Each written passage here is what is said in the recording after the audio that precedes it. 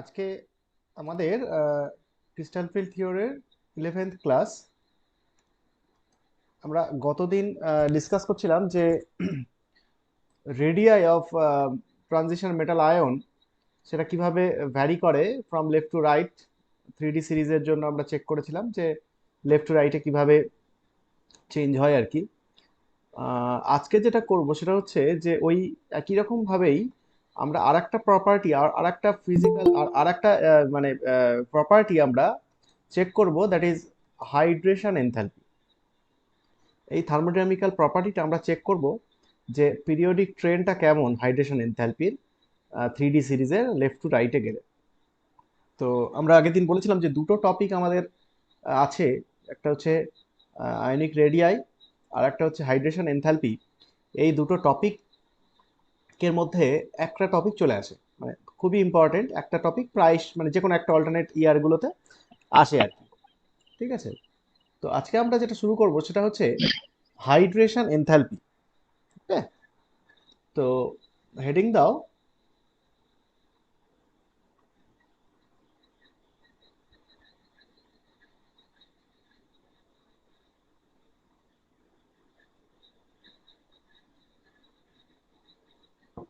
Hydration enthalpy. ওকে, আচ্ছা, hydration enthalpy যদি জিজ্ঞেস করা হয় যে হাইড্রেশন এনথালপি বলতে তুমি কি বোঝো, তাহলে তুমি কি বলবে? হাইড্রেশন এনথালপি বলতে তুমি কি বোঝো যদি জিজ্ঞেস করা হয়, তাহলে তুমি কি বলবে?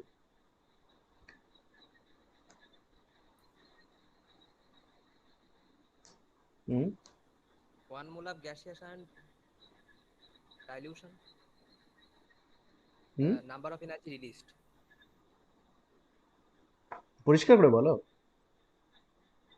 1 mole of gaseous metal ion কি হবে? ডাইলিউশন করলে যে পরিমাণ শক্তি রিলিজ হয় আর কি। ডাইলুট করলে না, সলিউবল করলে আর কি, মানে ডিসলিউশন করলে।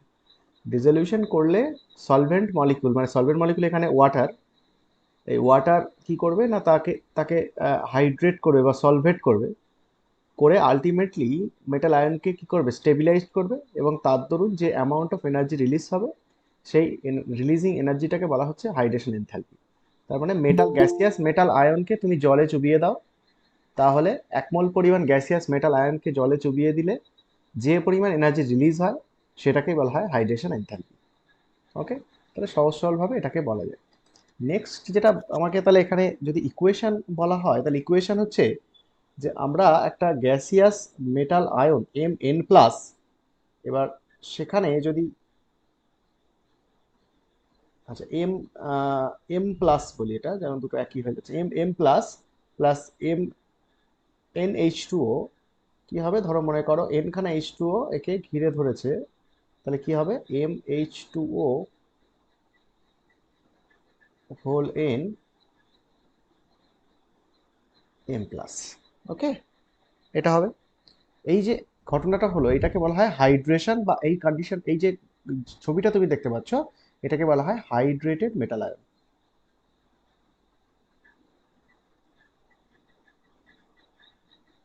হাইড্রেটেড মেটাল আয়ন, এবং এর সঙ্গে যেটা রিলিজ হবে সেটা হচ্ছে ডেল এইচ অফ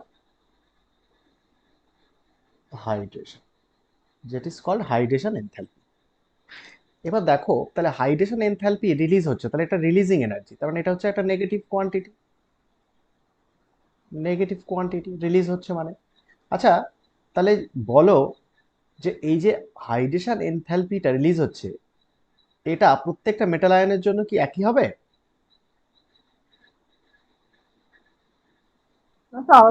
ডিফারেন্ট হবে।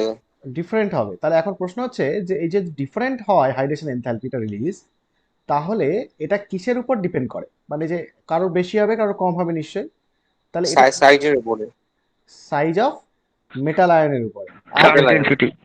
আর আর সাইজ আর কি, তার সঙ্গে চার্জ। Charge on density. তার মানে অ্যাকচুয়ালি চার্জ ডেনসিটির উপর ডিপেন্ড করে। তাহলে চার্জ ডেনসিটি, হ্যাঁ, সেটাকে আমরা রিপ্রেজেন্ট করি ক্যাপিটাল ফাই দিয়ে, which is equal to charge by radius এই চার্জ বাই রেডিয়াস যত বাড়বে তত কি হবে? হাইড্রেশন কি হবে? বাইরে হাইড্রেশন বাড়বে। আর হাইড্রেশন যত বাড়বে তত বেশি পরিমাণ জল তাহলে অ্যাকুমুলেট হচ্ছে তার চারিদিকে, তাহলে মেটাল আয়ন তত স্টেবিলাইজড হবে, তাহলে যত স্টেবিলাইজড হবে তত এনার্জি রিলিজ করবে, তাহলে যে এনার্জিটা রিলিজ করে তাকে কি বলা হয়? হাইড্রেশন এনার্জি বা এনথালপি যদি বলি তাহলে হাইড্রেশন এনথালপি। তাহলে ডেল এইচ হাইড্রেশনটা কি হবে? তাহলে যত হাইড্রেশন হবে তত বাড়বে। ওকে, তার মানে তুমি চার্জ ডেনসিটি, মেটালের চার্জ ডেনসিটি যত তুমি বাড়াবে তত হাইড্রেশন এনথালপি বাড়বে, মানে তত বেশি হাইড্রেশন এনথালপি হবে। আচ্ছা, এখন চার্জ ডেনসিটি, এই চার্জ ডেনসিটির মধ্যে দেখো নিউমারেটর আর ডিনোমিনেটর, এখানে দেখো রেডিয়াসটা নিচে আছে, তাহলে দেখো রেডিয়াসের সঙ্গে যদি ডাইরেক্টলি আমি রিলেশনটা তৈরি করি, তাহলে রেডিয়াসের সঙ্গে হাইড্রেশন এনথালপির কেমন রিলেশন? অপোজিট। অপোজিট। ইনভার্সলি। হ্যাঁ, তার মানে রেডিয়াস যত কমবে, অর রেডিয়াসের সঙ্গে যদি বলি তাহলে রেডিয়াস যত কমবে হাইড্রেশন এনথালপি তত বাড়বে, ঠিক কি না? হ্যাঁ দা। আচ্ছা, তাহলে এবার যদি বলা হয় যে বাম থেকে ডান দিকে গেলে থিওরিটিক্যালি আমরা আগের দিন যেটা রেডিয়াই অফ মেটাল আয়ন করছিলাম 2+ অক্সিডেশন স্টেটে, তাহলে সেটা বাম দিক থেকে ডান দিকে গেলে থিওরিটিক্যালি তোমার রেডিয়াইটা কিভাবে চেঞ্জ হচ্ছিল? থিওরিটিক্যালি, ডিক্রিজ করছিল। হ্যাঁ, থিওরিটিক্যালি যেটা সেখানে ছিল সেখানে হচ্ছে যে একটা স্ট্রেট লাইন হয়েছিল, ডিক্রিজিং ট্রেন্ড, তাই না? আগের দিনের ছবিটা একটু দেখো সবাই, আগের দিনের ছবিতে দেখলে সবাই দেখতে পাবে যে সেখানে একটা ডিক্রিজিং ট্রেন্ড ছিল বাম দিক থেকে ডান দিকে গেলে। কারণ কি? বাম দিক থেকে ডান দিকে গেলে তুমি বলছিলে যে কি অ্যাটমিক নাম্বার বাড়ছে, অ্যাটমিক নাম্বার বাড়লে দেখা যাচ্ছিল যে জেড বাড়ছে, কিন্তু ইলেকট্রন যে অ্যাড হচ্ছে তার ধরুন সিগমাটা অতটা বাড়ে না, তার মানে জেড মাইনাস সিগমাটা অ্যাকচুয়ালি বাড়ে। তাহলে জেড মাইনাস সিগমাটা এটা 0.65 করে বাড়ছিল, তাই জন্য আমি বলেছিলাম যে রেগুলারলি ওটা ডিক্রিজ করবে থিওরিটিক্যালি। কিন্তু তারপর এক্সপেরিমেন্টালি আমরা দেখালাম যে অ্যাকচুয়ালি তাছাড়া একটু অন্যরকম হয়, যে ডাবল হাম্প একটা সিচুয়েশন হয়। তো সেটা পরে আসছি। তাহলে থিওরিটিক্যালি যেটা সেটা হচ্ছে কি না, ডিক্রিজিং ট্রেন্ড, মানে বাম দিক থেকে ডান দিকে গেলে তুমি রেডিয়াইটাকে স্মুথলি ডিক্রিজ করবে, এটা থিওরিটিক্যালি তুমি মানে বলেছো আগের দিন। আচ্ছা, এখন আজকে যদি বলা হয় তাহলে রেডিয়াই যদি স্মুথলি থিওরিটিক্যালি ডিক্রিজ করে, তাহলে রেডিয়াসের সঙ্গে হাইড্রেশন এনথালপির রিলেশনটা কি পেলাম? ইনভার্স। ইনভার্স। তাহলে আমরা এখানে ইনভার্স। আলটিমেটলি, হ্যাঁ, ডেল এইচ হাইড্রেশনটা ইজ প্রপোর্শনাল টু 1/r পেয়েছি না? তাহলে আগের দিনে যদি থিওরিটিক্যাল কার্ভটা স্মুথলি ডিক্রিজিং হয়, তাহলে আজকে কি হবে? হাইড্রেশন এনথালপির কার্ভটা কেমন হবে? ইনক্রিজিং। স্মুথলি ইনক্রিজিং, তাই তো? তাহলে আমরা থিওরিটিক্যালি বলতে পারি হাইড্রেশন এনথালপি কি হওয়া উচিত? স্মুথলি স্মুথলি ইনক্রিজ করার কথা তো? হ্যাঁ দাদা। ওকে, তাহলে আমরা সে আগের দিনের মতো আমরা যদি ছবি আঁকি, তাহলে কেমন ছবি পাওয়ার কথা? আমি একটু বড় ছবি আঁকবো।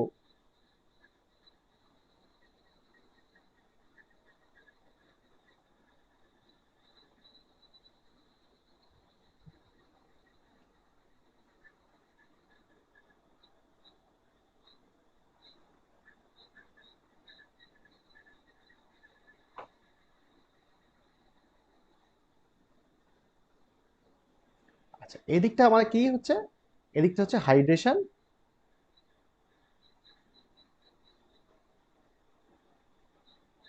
এনথালপি। আচ্ছা, হাইড্রেশন এনথালপি কার জন্য? না, আমরা সব +2 অক্সিডেশন স্টেটের জন্য করছি। আচ্ছা, তাহলে হাইড্রেশন এনথালপিটা এইদিকে হলো। আচ্ছা, এদিকটা হচ্ছে ডিএন সিস্টেম বা ডিএন কনফিগারেশন।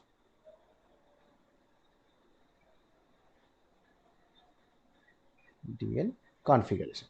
আচ্ছা, ডিএন কনফিগারেশন এখানে দেখো, যদি 10টা ভাগ করি, 1 2 3 4 5 6 7 8 9 10।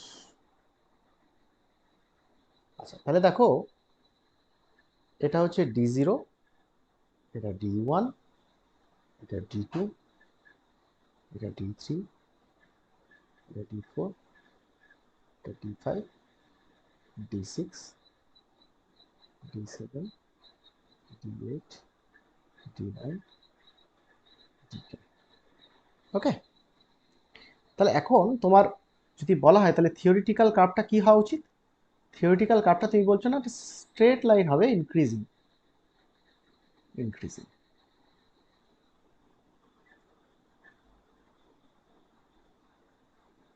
এরকম একটা কার্ভ হবে না, তাই তো? হ্যাঁ, থিওরিটিক্যাল।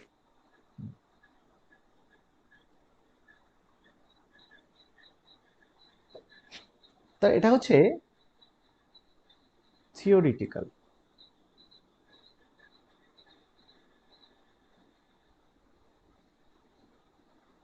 থিওরিটিক্যাল। আচ্ছা, এবার থিওরিটিক্যাল যদি এটা হয় তাহলে এবার বলো এক্সপেরিমেন্টালে কি এরকমই হবে নাকি আলাদা কিছু হবে? আলাদা। না, আমরা থিওরিটিক্যালি যে ক্যালকুলেটটা করলাম সেটা শুধুমাত্র কি কনসিডার করলাম? রেডিয়াই, তাই না? তাহলে রেডিয়াই যদি হ্যাঁ, কনসিডার করি তাহলে এটা হওয়ার কথা ছিল থিওরিটিক্যালি, কিন্তু আমরা জানি যে যখন মেটাল আয়ন নিয়ে আলোচনা করছি সেখানে সিম্পল ব্যাপারটা নয়, এখানে ব্যাপারটা একটু কমপ্লিকেটেড। মানে এখানে ক্রিস্টাল ফিল্ড থিওরি বলে একটা কনসেপ্ট আছে যেটা আমরা পড়ছি। তাহলে ক্রিস্টাল ফিল্ড থিওরি যখন এখানে অ্যাপ্লিকেবল, তাহলে ক্রিস্টাল ফিল্ড থিওরির জন্য সিস্টেমের স্টেবিলিটি চেঞ্জ হয় এবং সিস্টেমের এক্সট্রা স্টেবিলিটি বা এক্সট্রা আনস্টেবিলিটি এই জিনিসটা দেখা যায়। তো এই এক্সট্রা যে স্টেবিলিটি বা আনস্টেবিলিটি যে ব্যাপারটা সিএফটির জন্য দেখা যায়, এটা একটা অ্যাডিশনাল ফ্যাক্টর। তো আমরা নর্মাল যেভাবে আগে ভাবতাম তার সঙ্গে এটাকে জাস্ট অ্যাড করব, মানে ক্রিস্টাল ফিল্ড এফেক্টটাকে অ্যাড করব। ক্রিস্টাল ফিল্ড এফেক্টটাকে অ্যাড করে দেখব যে হাইড্রেশন এনথালপির কি চেঞ্জ হলো থিওরিটিক্যাল থেকে। ঠিক যেমন আমরা রেডিয়াইয়ের ক্ষেত্রে থিওরিটিক্যালি যে প্লটটা হয়েছিল স্ট্রেট লাইন, সেই স্ট্রেট লাইন থেকে একটা ভ্যারিয়েশন দেখতে পেয়েছিলাম। কারণ কি, আমরা নর্মাল যে এক্সপ্লানেশন তার সঙ্গে আমরা কি অ্যাড করেছিলাম? Crystal field effect. Crystal field এফেক্টে সেখানে টি2জি ইজির যে ইনকর্পোরেশন সেটা করে আমি দেখেছিলাম যে এখানে আমাদের রেডিয়াইয়ের একটা ভ্যারিয়েশন হয়েছিল, একটা ডাবল হাম্প প্লট হয়েছিল। ঠিক তেমনি আমরা হাইড্রেশন এনথালপির ক্ষেত্রেও নর্মাল যে কনসেপ্ট, নর্মাল যে এক্সপ্লানেশন সেটা ব্যবহার করে আমরা যদি এরকম স্ট্রেট লাইন পাই, তাহলে এর সঙ্গে জাস্ট আমি একটা ক্রিস্টাল ফিল্ড এফেক্ট জুড়ে দেবো। ক্রিস্টাল ফিল্ড এফেক্টটা জুড়ে দিয়ে দেখবো যে এই স্ট্রেট লাইন থেকে নর্মালি যে এক্সপেরিমেন্টাল প্লটটা সেটা এখান থেকে একটু ভ্যারি করে কিনা বা ডেভিয়েট করে কিনা। যদি করে তাহলে সেটা কেমনভাবে করে সেই জিনিসটা আমরা দেখব। এখানেও কি ডবল হাম্প পাবো নাকি অন্য কিছু? তাহলে এই জিনিসটাকে আমাদেরকে দেখতে হবে। তাহলে এক্সপেরিমেন্টালি আমরা ব্যাপারটাকে কি দেখি? তাহলে এক্সপেরিমেন্টালি আমরা যেটা দেখবো সেটা হচ্ছে হাইড্রেশন এনথালপির সঙ্গে আমরা ক্রিস্টাল ফিল্ড এফেক্টের জুড়ে দেবো। সেই ক্রিস্টাল ফিল্ড এফেক্ট জুড়ে দিয়ে আমরা আলটিমেট রেজাল্ট্যান্ট প্লটটা কি পাবো সেটা আমরা দেখব। ওকে, আচ্ছা, তো এইটা আমরা একটু ব্যাপারটাকে বুঝতে হবে। আচ্ছা দেখো, যখন D0 থেকে D1 সিস্টেমে যাচ্ছ তখন তার কনফিগারেশন কি হয়? ঠিক আগের দিনের মতো করে ভাববো।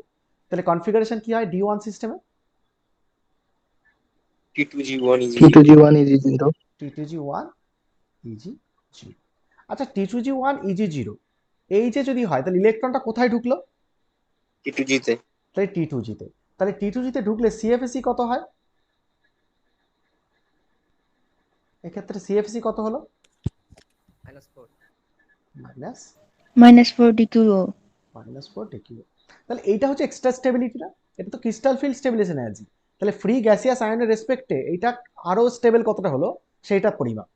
তো শুধু যদি এই ক্রিস্টাল ফিল্ড এফেক্টটাকে কনসিডার না করতাম, মানে শুধুমাত্র এমনি হাইড্রেশন এনথালপি যেভাবে রেডিয়াই দিয়ে আমরা আলোচনা করছিলাম এখানে, এইভাবে যদি ভাবতাম তাহলে স্ট্রেট লাইন হতো। কিন্তু তার সঙ্গে সঙ্গে এই যে সিএফএসি এই ফ্যাক্টরটা জুড়ে দেওয়া হলো, তাহলে এমনিতে কোনো একটা মেটালের যা স্টেবিলিটি এই চার্জ বা রেডিয়াসের উপর ভিত্তি করে, তাছাড়াও তার উপর যদি আমি সিএফএসি প্রয়োগ করি তাহলে এই ক্ষেত্রে D1 এর স্টেবিলিটি বেড়ে গেল না কমে গেল? D0 থেকে D1 এর স্টেবিলিটি বেড়ে গেল না কমে গেল? বাড়বে। বেড়ে গেল। স্টেবিলিটি বেড়ে গেল, কারণ কিছু সিএফএসি গেইন করলো সে, ক্রিস্টাল ফিল্ড স্টেবিলাইজেশন এনার্জি। তো সেই ক্রিস্টাল ফিল্ড স্টেবিলাইজেশন এনার্জির জন্য সে কাজ কিছুটা স্টেবল হলো। তো কিছুটা স্টেবল যদি হয়, সিস্টেম যদি স্টেবল হয়, তাহলে সে কিছু অ্যাডিশনাল এনার্জি রিলিজ করবে না হাইড্রোজেন এনথালপি যেটা নর্মাল যেটা হয় তার থেকেও? তাহলে এই যে অ্যাডিশনাল যদি কিছু এনার্জি সে রিলিজ করে, তাহলে সেই অ্যাডিশনাল এনার্জিটা এইখানে যোগ যদি হয় তাহলে কি হবে? দেখো D1-এ নর্মালি এইখানে তো প্লটটা হচ্ছিল এই পয়েন্টে, এই দেখো এইখানে তো পয়েন্টটা হচ্ছিল। এবার এটা নর্মাল কেস, এবার যদি এর সঙ্গে সিএফএসি জুড়ে দিই তাহলে তার স্টেবিলিটি আরো বেড়ে গেল, মানে আরো বেশি এনার্জি, তার আরো 4 ডিকিউ সে রিলিজ করছে, তাহলে নেট হাইড্রেশন এনথালপিটা কি হবে, আরো বেড়ে যাবে না? মানে হাইড্রেশন হ্যাঁ এনথালপি দাদা নর্মাল প্লাস সিএফএসি তাকে জুড়ে দেওয়া হলো, জুড়ে দিলে আলটিমেটলি তার প্লটটা এইখানে পয়েন্টটা তৈরি হলো, ধরো এইখানে D1 এ। তাহলে সিএফএসি যত বাড়বে তত তোমার কি হবে, সিস্টেম স্টেবিলাইজড হবে, তত বেশি এনার্জি রিলিজ করবে। Hello sir. হ্যাঁ বলো। হ্যাঁ, বলছিলাম যে নেটওয়ার্ক প্রবলেম কথাটা কেটে গেল, আরেকবার একটু বলুন। হ্যাঁ বলছি যে নর্মালি যদি সিএফটি কনসিডার না করতাম তাহলে মেটাল আয়নের একটা স্টেবিলিটি হতো, তার জন্য হাইড্রেশন এনথালপি এই পয়েন্টে পড়তো কার্ভের এই স্ট্রেট লাইনের উপরে। কিন্তু যদি এর সঙ্গে আমরা সিএফটিটাকে জুড়ে দিই, ক্রিস্টাল ফিল্ড এফেক্টটাকে জুড়ে দিই, তাহলে ক্রিস্টাল ফিল্ড এফেক্টের দরুন একটা সিএফএসি রিলিজ করবে না? তাহলে সিএফএসি যদি রিলিজ করে তাহলে সিস্টেম আরো বেশি স্টেবল হলো, আর আরো বেশি স্টেবল হওয়া মানেটা কি, আরো কিছুটা এনার্জি রিলিজ করলো। তাহলে আরো কিছুটা এনার্জি রিলিজ করলো মানেটা কি, হাইড্রেশন এনার্জি আগের থেকে বেড়ে গেল। তাহলে থিওরিটিক্যাল যেটা হওয়ার কথা তার থেকে যদি বেশি হয়ে যায় তাহলে তার থেকে একটু উপরে হবে না হাইড্রেশন এনথালপি ম্যাগনিটিউড? হ্যাঁ বুঝতে হ্যাঁ পারলে? হ্যাঁ। হ্যাঁ এটা। এবার তার মানে কি, সিএফএসি যত বাড়বে তত তোমার কি অ্যাডিশনাল স্টেবিলিটিটা বাড়ছে, তাহলে অ্যাডিশনাল স্টেবিলিটি বাড়ছে মানে আরো অ্যাডিশনাল এনার্জি সে রিলিজ করছে, তার মানে সে আরো উপরের দিকে যাবে। তাহলে এবার D2টাকে চেক করি, D2টা যদি চেক করি তাহলে কত হয়, T2G -8 T2G2, তাহলে T2G2 T2G2 মানে হ্যাঁ তাহলে কত হবে, -8 হবে না? তাহলে -8 আর -4 এর মধ্যে কে বড়, মানে অ্যাকচুয়ালি ম্যাগনিটিউড যদি দেখো 4 আর 8, মাইনাসটা তো রিলিজিং। -8 হ্যাঁ তাহলে 8 ডিকিউটা বড়, কারণ ম্যাগনিটিউড আমাকে দেখতে হবে শুধু।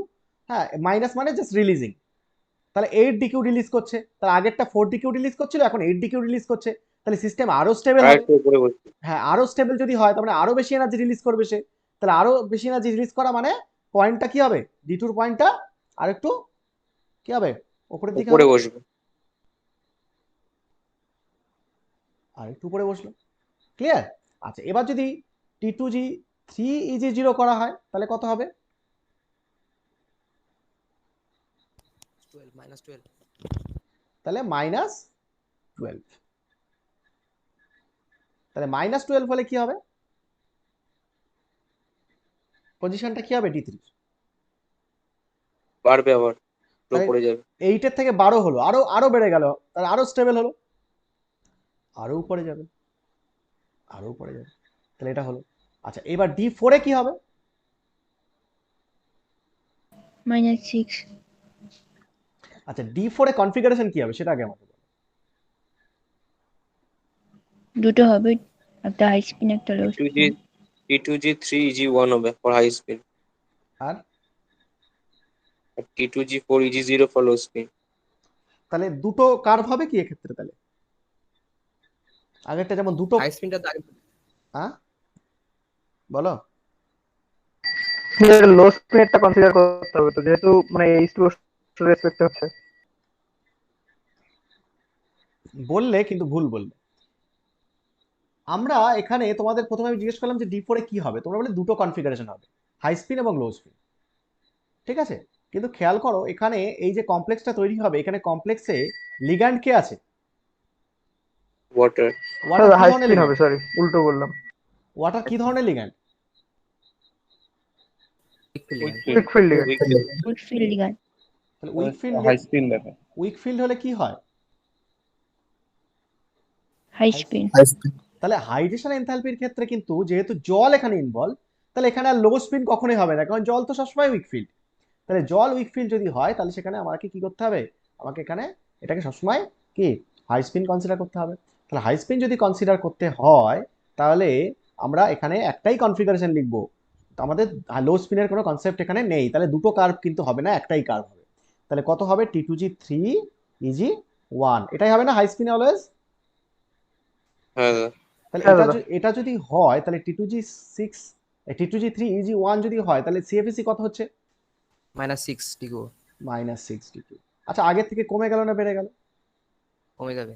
কমে আগেরটা গেল। আগেরটা ছিল কমে গেল। আগেরটা ছিল 12, এখন হলো 6, তাহলে কমে গেল, তাহলে স্টেবিলিটি কি হলো, বেড়ে গেল। ডিক্রিজ করলো। এই স্টেবিলিটি বেড়ে গেল কোথায়, স্টেবিলিটি কমে গেল তাহলে, কমে তাই তো। গেল। হুম, স্টেবিলিটি হ্যাঁ হ্যাঁ দাদা।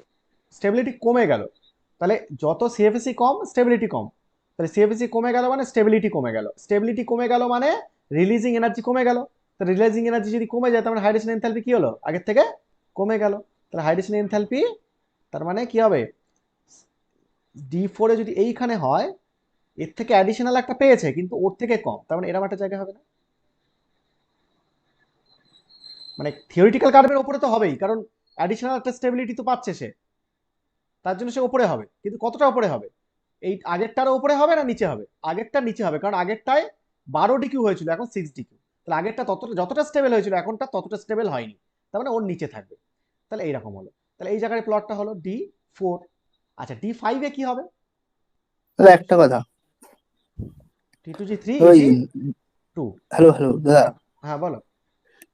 D2 তে ছিল -8 DQO আর হ্যাঁ এটাতে -6 DQO, তাহলে এটা আরো নিচে হবে না? D2 হ্যাঁ নিচে হবে, এটা মানে অ্যাকচুয়ালি এটা আমরা থিওরিটিক্যাল প্লট করছি, এটা ছবিতে অনেক সময় এরকম হতে পারে, এর জন্য তোমার নাম্বার কাটবে না। তুমি চাইলে এখানে আরেকটু কমিয়ে দিতে পারো, অসুবিধা নেই। এখানে কমিয়ে দাও, হ্যাঁ এরকমই হবে, ঠিক একদম এরকম হবে। মানে এটা এইগুলোর জন্য তোমার মিস্টেক গুলো ধরবে না, কারণ তুমি এখানে স্কেলিং করছো না, জাস্ট একটা ডাবল হাম দেখাচ্ছ। আচ্ছা, তো ঠিক আছে, বেশ, এইটা হলো। এবার তারপর দেখো আরো নিচে দেখিয়ে দিতে পারো তুমি, এরকম জায়গায় দেখাতে পারো। এই যে নিচে হলো তো এবার, ঠিক আছে। হ্যাঁ দাদা। আচ্ছা এবার D5 বলো। CFSC 0 থিওরিটিক্যাল কার্ভে রেগুলার হবে। রেগুলার তাহলে থিওরিটিক্যাল হবে। তাহলে এটা তো জিরো হয়ে গেল। তাহলে জিরো যদি হয় তাহলে কি হবে, তাহলে কোনো ক্রিস্টাল ফিল্ড এফেক্ট নেই। তাহলে ক্রিস্টাল ফিল্ড এফেক্ট মানে তো অ্যাডিশনাল এফেক্ট, সেই অ্যাডিশনাল এফেক্টটা নেই। তাহলে কি হবে, নর্মাল যেরকম এক্সপ্লানেশন করছিলাম সেটাই হবে। নর্মাল এক্সপ্লানেশনে D5-এ কোথায় পড়বে, এই যে যে থিওরিটিক্যাল কার্ভ সেটাতে। ওকে, আগের দিনও তো এরকম জিনিসটা হয়েছিল। তাহলে D5-এ এই জায়গাটায় পড়বে, বোঝা গেল? হ্যাঁ দাদা। হ্যাঁ আচ্ছা এবার D6 বলো, D6 বলো। ইনক্রিজ করবে। T2G কত হবে? -4 ডিগ্রি। T2G4 AG2 হবে নাকি? হ্যাঁ তাহলে কত হচ্ছে, -4। তাহলে 0 থেকে আবার একটা যোগ হলো, তাহলে -4। তাহলে -4 হলে কি হবে, আবার উঠবে তো? হ্যাঁ উপরে উঠবে। হ্যাঁ ওই D1 এর সমান আসবে। না না না না, তা না, একদমই না। D1 এর সঙ্গে সমান হবে কেন, কারণ ও এখান থেকে উঠেছে, এ এখানে উঠেছে, অলরেডি এর হায়ার পজিশনে রয়েছে, বুঝতে পারছো?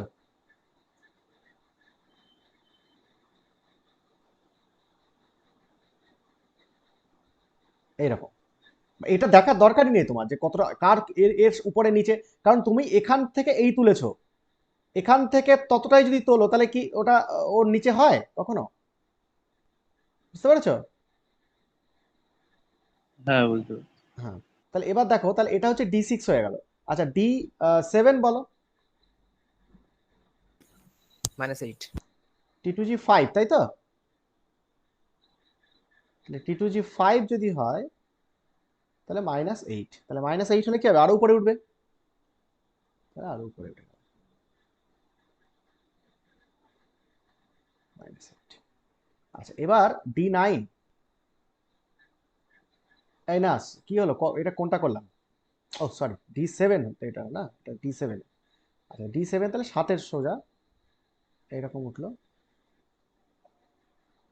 হ্যাঁ, আচ্ছা D8 বলো, D8। -12। -12, তাহলে -12 যদি হয় তাহলে আরো উপরে উঠবে,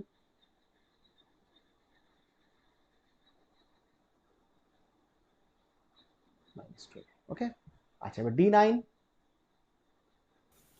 -6।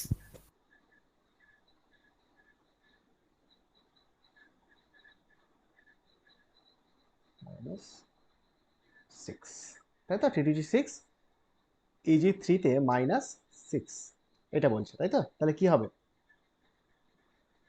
একটু কমবে।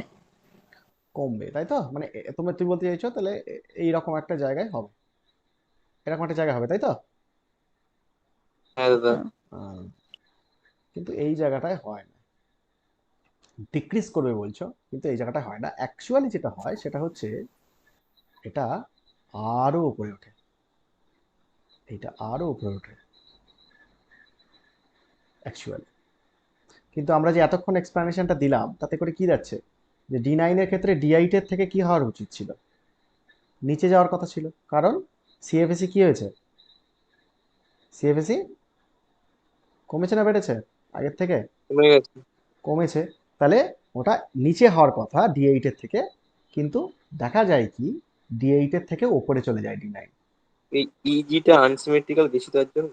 হ্যাঁ বলছি, তাহলে এটা উপরে চলে গেল, তাহলে এটার এক্সেপশনাল কেস এখানে আমরা দেখতে পাচ্ছি। আচ্ছা যাক, এটা আমি বলছি। আচ্ছা D10 কোথায় হবে?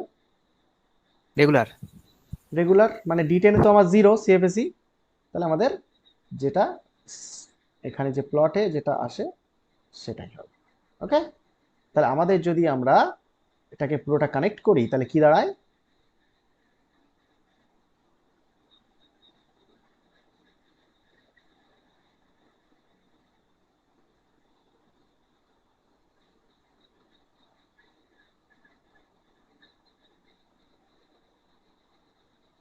এইরকম হচ্ছে না?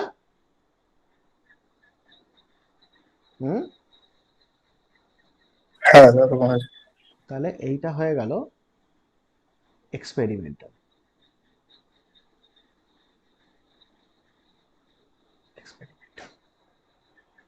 ওকে, হয়েছে? হ্যাঁ ওকে। আচ্ছা এবার যেটা বলার কথা সেটা হচ্ছে কপারের ক্ষেত্রে কেন যেখানে পজিশন হওয়ার কথা তার থেকে উপরে চলে গেল, তার মানে কি উপরে যাওয়া মানে কি স্টেবিলিটি পেয়ে গেল না কমে গেল, মানে বেশি হাইড্রেশন এনার্জি রিলিজ করছে, যতটা হাইড্রেশন এনার্জি রিলিজ করার কথা তার থেকে বেশি হাইড্রেশন এনার্জি রিলিজ করছে। তাহলে এটা এটা মানে উপরের দিকে মানে বেশি হাইড্রেশন রিলিজ করছে। তাহলে উপরের দিকে বেশি হাইড্রেশন রিলিজ করছে কেন, কেন ও বেশি হাইড্রেশন রিলিজ করবে, তারপরে বেশি স্টেবিলাইজড হয়েছে। তাহলে বেশি স্টেবিলাইজটা কি করে হলো, আমি তো CFSE দেখতে পাচ্ছি ওর -6 DQ, তার মানে D8 এর থেকে কম, তবু কেন ও বেশি স্টেবিলাইজড হচ্ছে, কি বলবে? জন টেলার এক্ষেত্রে ডিস্টরশনটা বেশি হচ্ছে। ভেরি গুড, জন টেলার ডিস্টরশন। জন টেলার ডিস্টরশনটা এখানে ম্যাক্সিমাম, আমরা যখন জন টেলার ডিস্টরশনটা পড়েছিলাম মনে আছে, আমরা ওখানে নিচে নোট বি দিয়ে একটা কথা লিখেছিলাম যে সবচেয়ে বেশি জন টেলার ডিস্টরশন কে দেখায়? D9। D9। কেন কেন? ইজিতে আনসিমেট্রিক্যাল ইলেকট্রনের সংখ্যা সবচেয়ে বেশি। হ্যাঁ ইজিতে আনসিমেট্রিক্যাল ইলেকট্রন সবচেয়ে বেশি, তাহলে কি হবে, আনসিমেট্রিক্যাল ইলেকট্রন যত বেশি হবে তত লিগ্যান্ডের সঙ্গে কি হবে, ধাক্কাধাক্কি বেশি হবে। আর লিগ্যান্ডের সঙ্গে আনসিমেট্রিক্যাল যদি ধাক্কাধাক্কি হয়, সমান সম বন্টন যদি না হয়, তাহলে আমরা কি বলেছিলাম যে কোনো একটা যার সঙ্গে বেশি ধাক্কাধাক্কি হবে সে উপরে চলে যাবে, যার সঙ্গে কম ধাক্কাধাক্কি হবে সে নিচে যাবে, তাহলে ফার্দার আবার স্প্লিটিং হবে। তাহলে সেকেন্ডারি স্প্লিটিং এর কনসেপ্ট ওখান থেকে আমরা এনেছিলাম। তো এই সেকেন্ডারি স্প্লিটিংটা কখন বেশি হবে, যত বেশি আনসিমেট্রিক্যাল ইলেকট্রন তত ধাক্কাধাক্কি উল্টোপাল্টা ধাক্কাধাক্কি হবে র্যান্ডাম, তত কি হবে না তোমার সেকেন্ডারি স্প্লিটিংটা বাড়বে। তো কপারের ক্ষেত্রে একমাত্র যেখানে আমরা 3টে ইজি ইলেকট্রন পাই, আর কারোর ক্ষেত্রে আমরা পাই না। তো 3টে ইজি ইলেকট্রন মানে maximum unsymmetrical electron in easy set, তার ফলে কি হবে, কপারের ক্ষেত্রে বা D9 এর সিস্টেমের ক্ষেত্রে তোমার সবচেয়ে বেশি জন টেলার ডিস্টরশন দেখা যাবে। আর যত বেশি জন টেলার ডিস্টরশন তত বেশি জেটিএসি। তো জেটিএসিটা কি হবে, CFSEর সঙ্গে যোগ হয়, তো আমরা আগের দিন করছিলাম তো, CFSE plus JTAC total crystal field energy, যেটা হচ্ছে CFSE একটা স্টেবিলিটি দেয়, তারপর জেটিএসি অ্যাডিশনাল স্টেবিলিটি দেয়। তো জেটিএসি যদি বাড়ে তার মানে টোটাল স্টেবিলিটিটা বাড়ছে, তো টোটাল স্টেবিলিটিতে জেটিএসির একটা কন্ট্রিবিউশন আছে। তাহলে জেটিএসি যত বাড়বে তত সিস্টেমের স্টেবিলিটি বাড়বে। এবার D9 সিস্টেমের ক্ষেত্রে জেটিএসি যেহেতু ম্যাক্সিমাম, তাই জন্য বলা হয় যে CFSE যদিও কম, কিন্তু ওর যেহেতু জেটিএসি হাই, তাহলে CFSE প্লাস জেটিএসি এই দুটো যোগফলটা ভীষণ হাই। বুঝতে পারছো কি বলেছি, কি বলেছি বুঝতে পারছো? D9 এর ক্ষেত্রে, হ্যাঁ D9 এর ক্ষেত্রে CFSEটা D8 এর থেকে কম, কিন্তু যেহেতু D9 এ জেটিএসি একটা এক্সট্রা ফ্যাক্টর রয়েছে, সে কি করছে, তার স্টেবিলিটিটাকে অনেকটা বাড়িয়ে দিচ্ছে, কারণ জেটিএসি ওর হাই। তো দুটো যোগফল যেহেতু অনেকটা বড় একটা সংখ্যা হয়ে যাচ্ছে, ফলে ওর স্টেবিলিটিটা অনেকটা বেড়ে যাচ্ছে এবং অনেক বেশি হাইড্রেশন এনার্জি সে রিলিজ করছে। কিন্তু তার আগের যে D8 আছে, D8 এর কি জেটিএসি আছে?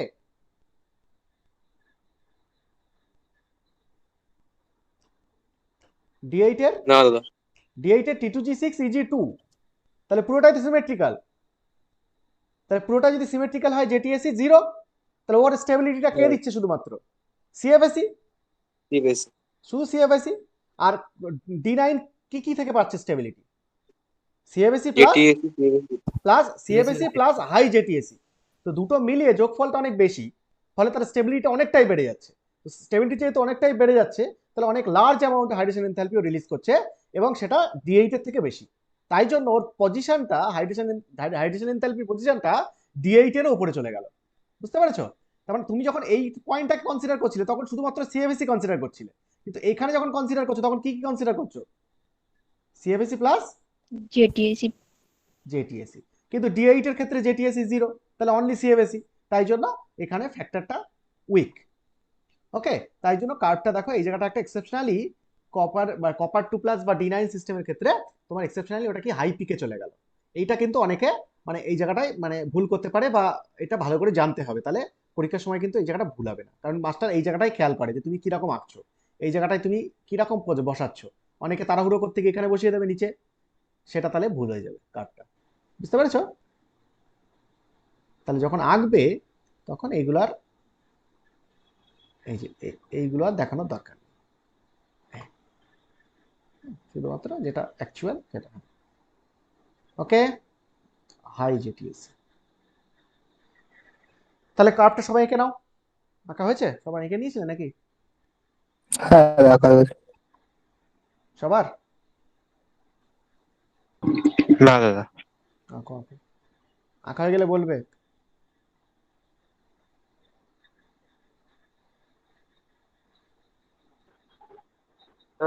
একটু রেকর্ড করবে, এই আমার এত নেটওয়ার্কের প্রবলেম হচ্ছে, আমি কি শুনতে পাচ্ছি না। রেকর্ড চলছে তো, চেয়ে নেবে, লিঙ্কটা চেয়ে নেবে পরে, আমি সবাইকে তো ইন্ডিভিজুয়ালি দিতে পারবো না, যার অসুবিধা হচ্ছে নিয়ে নেবে। হ্যাঁ হ্যাঁ স্যার, ঠিক আছে। ওকে, আঁকা হচ্ছে সবার? হ্যাঁ দাদা। ওকে, তাহলে লিখতে হবে, লিখে নাও। খুব ইম্পর্টেন্ট এইগুলো, মানে এই দুটো জিনিসের মধ্যে একটা কার্ভ চলে আসে 3 নম্বরের কোশ্চেন হিসেবে।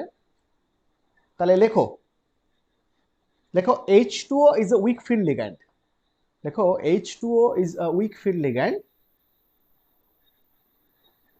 so it forms high spin octahedral complex, so it forms high spin octahedral complex, so it forms high spin octahedral complex. Okay,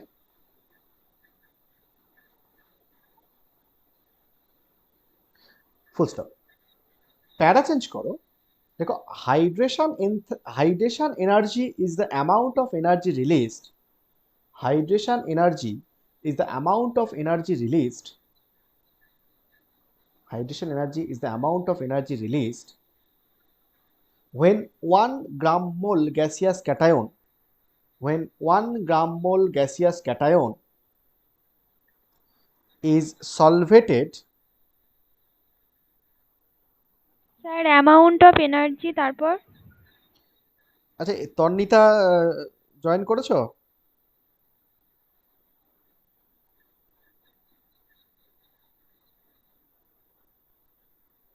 join করতে পারিনি, ঠিক না আছে, স্যার ও করেনি, নেটওয়ার্ক প্রবলেম। ওকে ঠিক আছে। আচ্ছা কি বললাম বলো?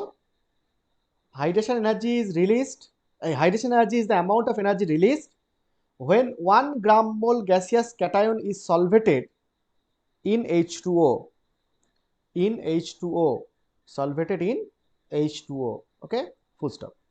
Now the solvation energy depends on, now the solvation energy depends on, now the solvation energy depends on charge density of the cation. Now একটু ফার্স্ট থেকে একবার বলবেন। hydration energy is the amount of না energy first থেকে একদম। released, hydration energy is the amount of energy released when 1 gram mole gaseous cation is solvated in H2O, full stop. Now the solvation energy depends on, now the solvation energy depends on, now the solvation energy depends on charge density of the cation, depends on charge density of the cation. charge density of the cation. Full stop. For bivalent transition metal ion, for bivalent transition metal ion, for bivalent transition metal ion, for bivalent transition metal ion, from D1 to D10, bivalent transition metal ion, from D1 to D10, ionic radii decreases, ionic radii decreases, and so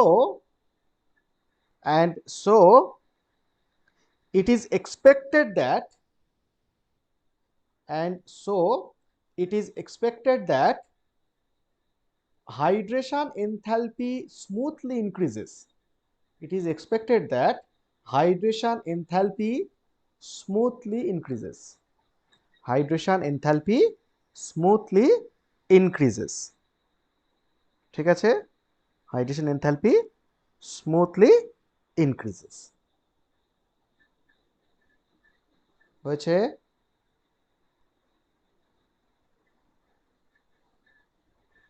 হ্যাঁ sir. Full stop. But experiment shows an uneven result. But experiment shows an uneven order. Experiment shows an uneven order.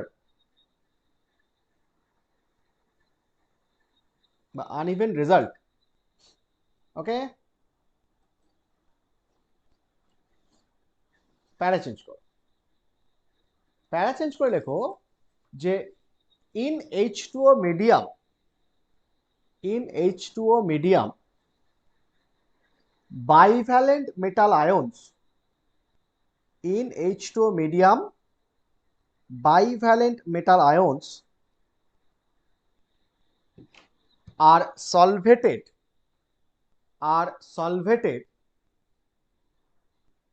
by the formation of aqua complex, by the formation of aqua complex. H2 মিডিয়ামের পর আবার একটু বলো। In H2O medium, bivalent metal ions are solvated by the formation of aqua complex, by the formation of aqua complex, by the formation of aqua complex, সলভেটের পর কি? solvated by the formation of aqua complex, solvated by the formation of aqua complex, where H2O acts as ligand, where H2O acts as ligand, where H2O acts as ligand. Okay, where H2O acts as ligand. ঠিক আছে, লিখেছো? Where H2 acts as ligand. হ্যাঁ। Okay. Full stop. The amount of hydration enthalpy depends on, the amount of hydration enthalpy depends on the stability. The amount of hydration enthalpy depends on the stability of the aqua complex. Stability of the aqua complex. Stability of the aqua complex. Stability of the aqua complex. Full stop. Stability of the aqua complex. Full stop. Since water is a weak field ligand, since water is a weak field ligand, so since water is a weak field ligand, so it may be assumed that it দাদা may, একটু second প্যারাতে একটু বলবে? ওই H2 মিডিয়ামের পর থেকে একটু network problem ছিল। কোথা থেকে বলো? The H2 medium bivalent metals ion are solvated by the, In H2O medium, bivalent metal ions are solvated by the formation of aqua complex, where H2O acts as ligand, full stop, the amount of hydration enthalpy depends on the stability of the aqua complex, full stop. Since water is a weak field ligand, so it may be assumed that the aqua complex is a high spin octahedral complex. Aqua complex is a high spin octahedral complex, full stop. So assume that পরে It may be assumed that the aqua complex is a high spin octahedral complex. The aqua complex is a high spin octahedral complex. হয়েছে? Full stop. According to CFT,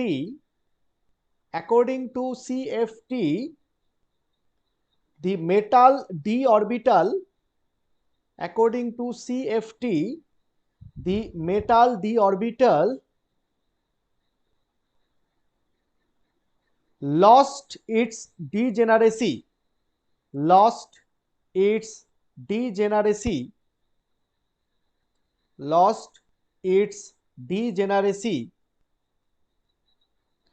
and splitted মানে ভেঙে যাওয়া, and splitted into two sets of orbitals, two sets of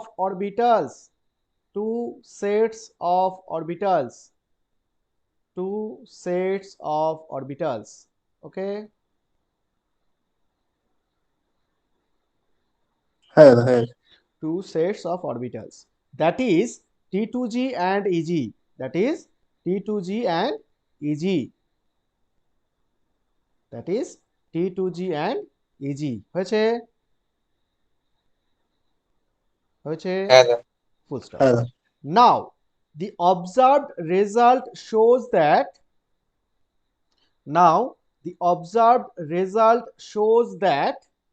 let a hyphen দাও. Now the observed result shows that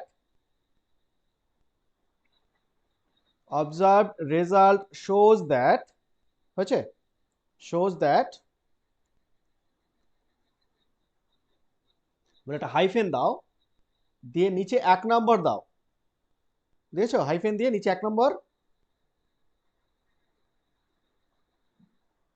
হ্যাঁ দাদা। 1 নম্বর লেখো from D1 to D3 metal ion, from D1 to D3 metal ion, hydration enthalpy increases, from D1 to D3 metal ion, hydration enthalpy increases because incoming electron goes to T2g level, because incoming electron goes to T2g level, incoming electrons goes to T2g level, and the corresponding metal ion stabilized by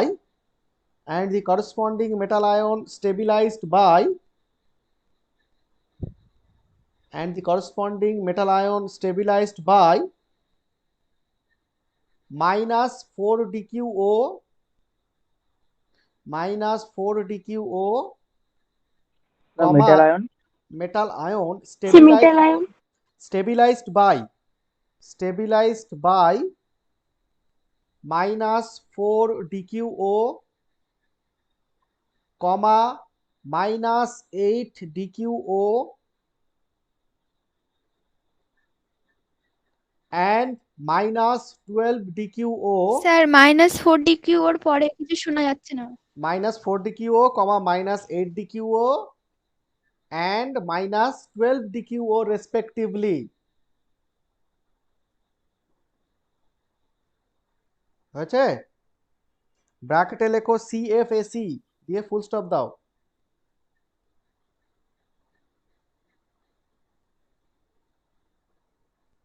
লিখেছো এই পর্যন্ত? হ্যাঁ দাদা। আচ্ছা, 2 number point দাও, প্যারা change করে 2 number point দাও। লেখো for D4 and D5 for D দাদা -4 DQ ওর পর কি বললে? আরে -4 DQO, তারপর -8 DQO অ্যান্ড -12 DQO রেসপেক্টিভলি।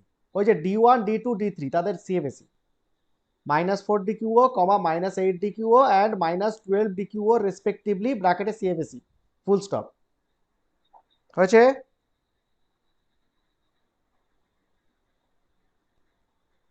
হ্যাঁ দাদা। Okay, 2 number point, for D4 and D5 ion, for D4 and D5 metal ion, hydration enthalpy progressively decreases. Hydration enthalpy progressively decreases for D4 and D5 metal ion. Hydration enthalpy progressively decreases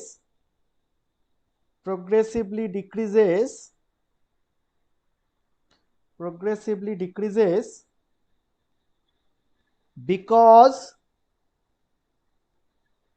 incoming electron goes to the high energy Eg level. Because incoming electron goes to the high energy Eg level, and so CFSE decreases. And so CFSE decreases. And so CFSE decreases. Okay? হ্যাঁ দাদা। ওকে, 3 নম্বর point দাও। দেখো D0 D5 and D10, D0 D5 and D10 falls on a smooth curve, falls on a smooth curve. D0 একবার একটু বলো। D0, D5 and D10 falls, FALLS, falls on a smooth curve because their CFSE value is 0. Falls on a smooth curve because their CFSE value is 0. ঠিক আছে?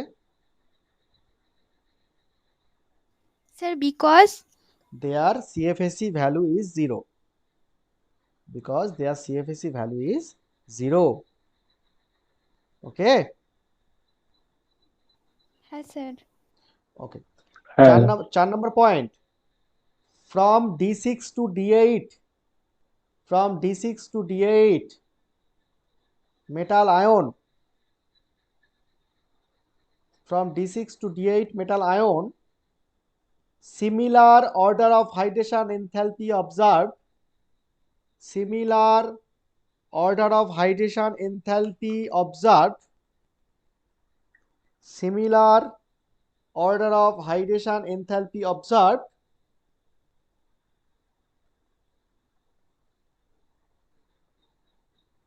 as that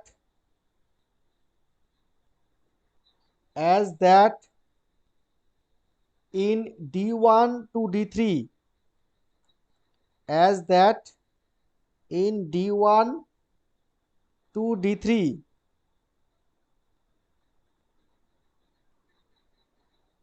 লিখেছো? হ্যাঁ Yes, sir. হ্যাঁ দাদা। আচ্ছা, এবার D6 to D8 হয়ে গেল। এবার D9 এর ক্ষেত্রে এক্সেপশনাল হয়েছে আমাদের, তাহলে সেটা একটু ডিসকাস করে নাও। 0.5 দাও, রোমান 5। 0.5 এ কি লিখবে? লেখো in case of D9, in case of D9, in case of D9,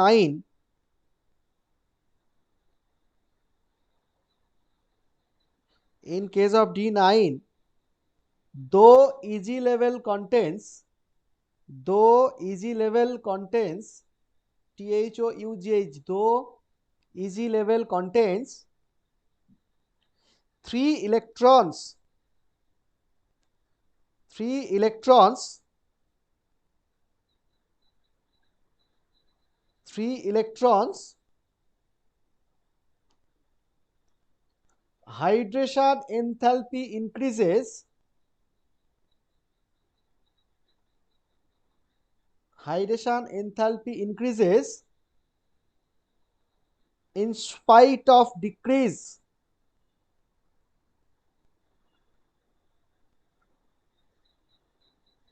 hydration enthalpy increases in spite of decrease, full stop. This is because unsymmetrically filled Eg level, this is because unsymmetrically filled Eg level, আরেকবার repeat করবেন? this is because unsymmetrically filled Eg level of D9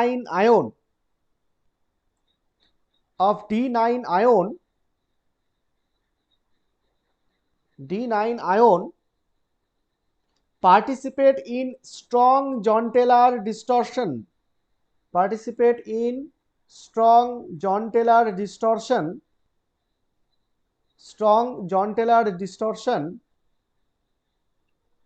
due to which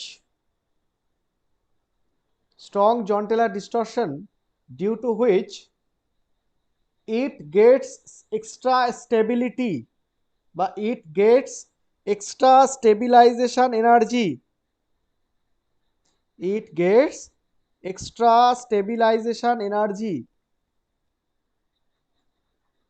sir ডিস্টরশনের পর কি বললেন? due to which it gets extra stabilization energy,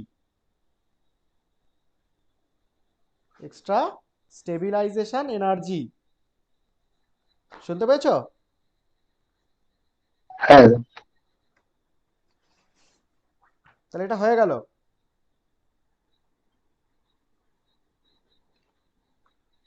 okay,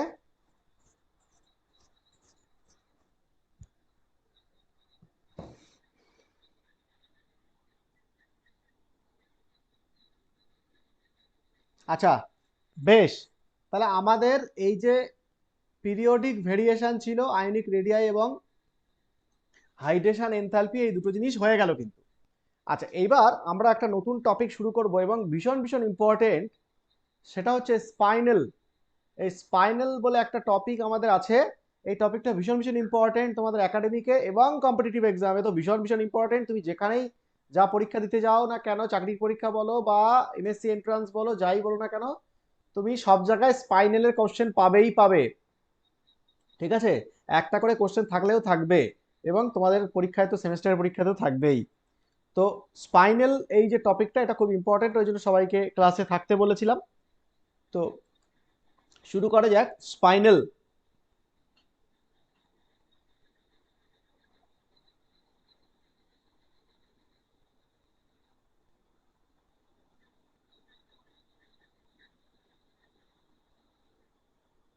spinal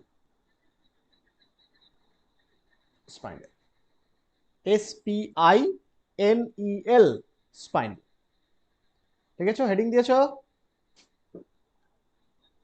আচ্ছা, spinal মানে হচ্ছে, actually spinal মানে হলো মিক্সড অক্সাইড। কি বলে? Mixed oxide. Okay, mixed oxide. আচ্ছা, মিক্সড অক্সাইডটা কি? মিক্সড অক্সাইড মানে হচ্ছে অ্যাকচুয়ালি এর ফর্ম হবে এইরকম। ধর আমি একটা এক্সাম্পল যদি দিই, অক্সাইড মানে অক্সিজেন থাকবে, এই যে Fe3O4, হ্যাঁ, Fe3O4 এটাকে বলা একটা স্পাইনাল এবং এটাকে বলা হচ্ছে তাহলে কি মিক্সড অক্সাইড। মিক্সড অক্সাইড কেন? কারণ এই যে কম্পাউন্ডটা তুমি দেখতে পাচ্ছ, এই কম্পাউন্ডে যে আয়রন কটা আছে টোটাল? আয়রন আছে তিনটে। তিনটে যে আয়রন আছে, তিনটে আয়রনের অক্সিডেশন স্টেট যদি বলা হয়, তাহলে দু টাইপের অক্সিডেশন স্টেট তারা দেখাবে, মানে টু টাইপস অফ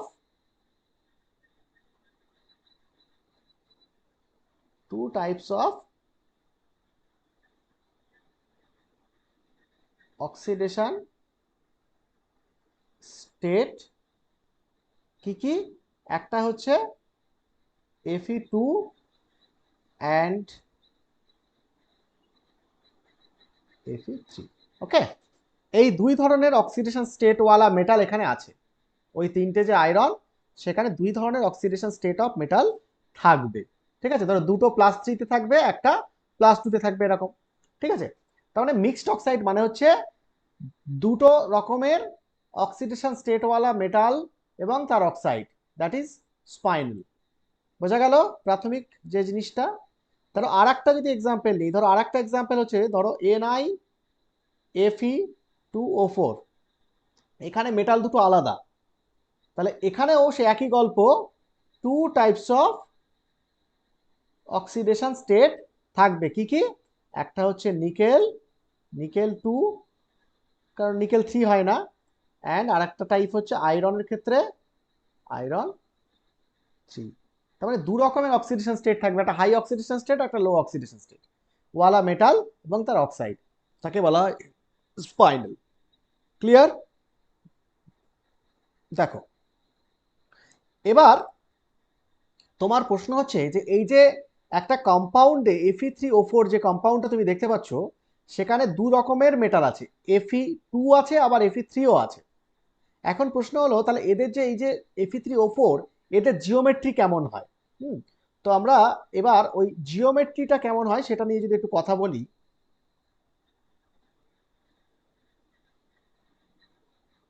জিওমেট্রিটা নিয়ে যদি কথা বলি, তাহলে দেখো এদের জেনারেল ফর্মুলাটাকে, এইটাকে আমরা জেনারেল ফর্মুলাটা এইভাবে লিখতে পারি, সেটা হচ্ছে ABBO4। দেখো AB এগুলো হচ্ছে মেটাল, তাহলে তিনটে মেটাল হলো, আর O4। আচ্ছা, এটা তোমার যদি +2 হয়, তাহলে B গুলো +3 হবে। আর আরেকটা কম্বিনেশন হচ্ছে যে BAPO4, এটা হতে পারে। এটা হচ্ছে +2 ভিতরে ঢুকে গেল, আর বিটা হচ্ছে +3, এটা বাইরে চলে এলো +3। দেখ এই যে থার্ড ব্র্যাকেটের মধ্যে, ভালো করে শুনবে সবাই, থার্ড ব্র্যাকেটের মধ্যে আর থার্ড ব্র্যাকেটের বাইরে, এই থার্ড ব্র্যাকেটের মধ্যে যেটা থাকে সেইটাকে বলা হয় অক্টাহেড্রাল, মানে এই থার্ড ব্র্যাকেটের মধ্যে যে মেটালগুলো থাকে তারা অক্টাহেড্রাল জিওমেট্রি তৈরি করে, আর যেটা হচ্ছে থার্ড ব্র্যাকেটের বাইরে যেটা থাকে সেটা হচ্ছে টেট্রাহেড্রাল মেটাল তৈরি করে। এই দুই ধরনের কম্বিনেশন হতে পারে। দেখো আমি এবার একটা ছবি দেখাই।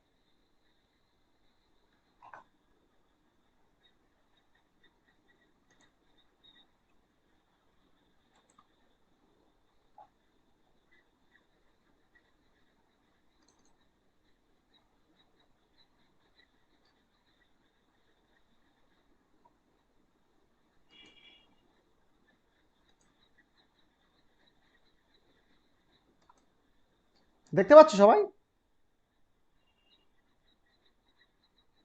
হ্যাঁ দাদা। দেখো এইখানে দুই রকমের ক্রিস্টাল ছবি আছে। দেখো এইখানে একটা, দেখো এই যে যেটা হচ্ছে তোমার কি কালার বলে, এটা গোল্ডেন কালার, আর একটা ব্লু কালার। দেখো ব্লু কালারের যেটা ছবিটা তোমরা দেখতে পাচ্ছ, আরো ক্লোজ যদি দেখাই, তাহলে ব্লু কালারের ছবিতে মেটালের চারিদিকে কটা লিগ্যান্ড আছে? 6টা। 6টা। 6টা। আচ্ছা এবার চলে এসো, দেখো টেট্রাহাইড্রালটা খেয়াল করো, কটা আছে? 4টে। 4টে। এই যে দেখো এজ গুলো দেখতেই বুঝতে পারবে এটা চতুস্তলক না, পিরামিডাল তো দেখতে লাগছে, তাহলে এখানে 4টে আছে। আচ্ছা এইখানে এটা হচ্ছে ষড়ভুজ বা অক্টাহেড্রাল। তাহলে দেখো টোটাল জিওমেট্রি যদি দেখি, তাহলে একটা ক্রিস্টালের মধ্যে কয় ধরনের জিওমেট্রি আছে? 2 টাইপস। 2 টাইপস, একটা হচ্ছে অক্টাহেড্রাল জিওমেট্রি, একটা হচ্ছে টেট্রাহেড্রাল জিওমেট্রি। তাহলে অক্টাহেড্রাল জিওমেট্রিতে দেখো সেন্টারে একটা মেটাল বসে আছে, আবার তুমি টেট্রাহেড্রাল জিওমেট্রি দেখো সেন্টারে একটা মেটাল বসে আছে। তাহলে এই মেটালগুলোকে তুমি দেখো, এইখানে যে ফর্মুলাটা আমরা লিখেছি, হ্যাঁ, এই যে থার্ড ব্র্যাকেটের মধ্যে যে দুটো মেটাল থাকে তাদেরকে আমরা কি বলি, কি জিওমেট্রি দেখাচ্ছে তারা? অক্টেট। অক্টাহেড্রাল। আর থার্ড ব্র্যাকেটের বাইরে যে আছে তা সে কি জিওমেট্রি দেখাচ্ছে? টেট্রাহেড। টেট্রাহেড্রাল। টেট্রাহেড্রাল। তাহলে এইখানে একটা জিওমেট্রির মধ্যে যখন মিক্সড অক্সাইড থাকবে, এই রেড কালার গুলো সব অক্সিজেন, হ্যাঁ, আর মাঝখানে গুলো সব মেটাল। এবার এই মাঝখানে মেটাল ধরো Fe3O4, তাহলে Fe3O4 এ আমি তোমাকে এইখানে দেখাই যে আচ্ছা বলো, তাহলে Fe3O4 এ ধরো দাঁড়া, Fe3O4 বলা যাবে না, তাহলে এখনো আমরা সেটা করিনি। ধরো এই যে A3 মানে AB2O4 যেটা আর কি, AB2O4, এই AB2O4 এ বি গুলো প্রথম ছবিতে দেখো, প্রথম যে এইটা দেখো, এই যে এই ছবিটা দেখতে পাচ্ছ, এই ফর্মুলাটা, তাহলে এই ফর্মুলাতে কারা কারা অক্টাহেড্রাল জিওমেট্রি করবে, কোন মেটাল আর কোন মেটাল টেট্রাহেড্রাল জিওমেট্রি দেখাবে ক্রিস্টালে? বিবি অক্টাহেড্রাল। দুটো বি হচ্ছে অক্টাহেড্রাল আর এটা হচ্ছে টেট্রাহেড্রাল জিওমেট্রি দেখাবে। আর পরের ছবিতে, পরের ফর্মুলাতে এবি অক্টাহেড্রাল আর বি টেট্রাহেড্রাল। B tetrahedral. তাহলে দেখো এখানে হায়ার অক্সিডেশন স্টেট দুটো কি দেখাচ্ছে? অক্টাহেড্রাল। লোয়ার অক্সিডেশন স্টেটটা কি দেখাচ্ছে? টেট্রাহেড্রাল, তাই তো? আচ্ছা, আর এইখানে দেখো হায়ার লোয়ার এই দুটো এখানে মিক্সড যেটা সেটা হচ্ছে অক্টাহেড্রাল, আর এখানে হায়ারটা বাইরে চলে এসছে, তাহলে টেট্রাহেড্রাল। এবার ব্যাপার হচ্ছে এই যে মেটাল দুটো অক্টাহেড্রালে দেখাচ্ছে, সেই মেটাল দুটো যদি ম্যাক্সিমাম অক্সিডেশন স্টেট থাকে, মানে হায়ার অক্সিডেশন স্টেট যদি অক্টাহেড্রাল করে থাকে, তাহলে সেই স্পাইনালকে বলা হয় normal spinal.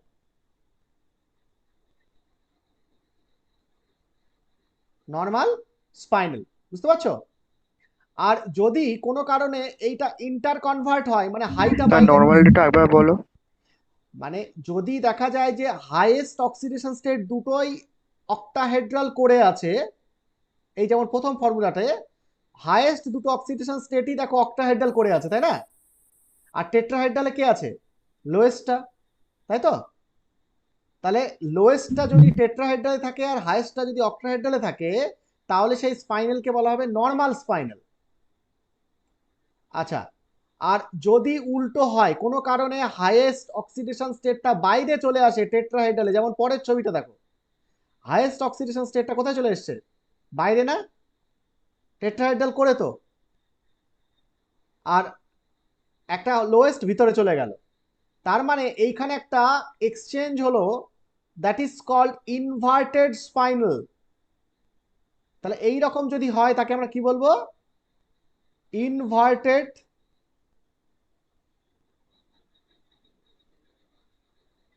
Spinal. Okay, inverted spinel. তাহলে কখন নর্মাল বলবো?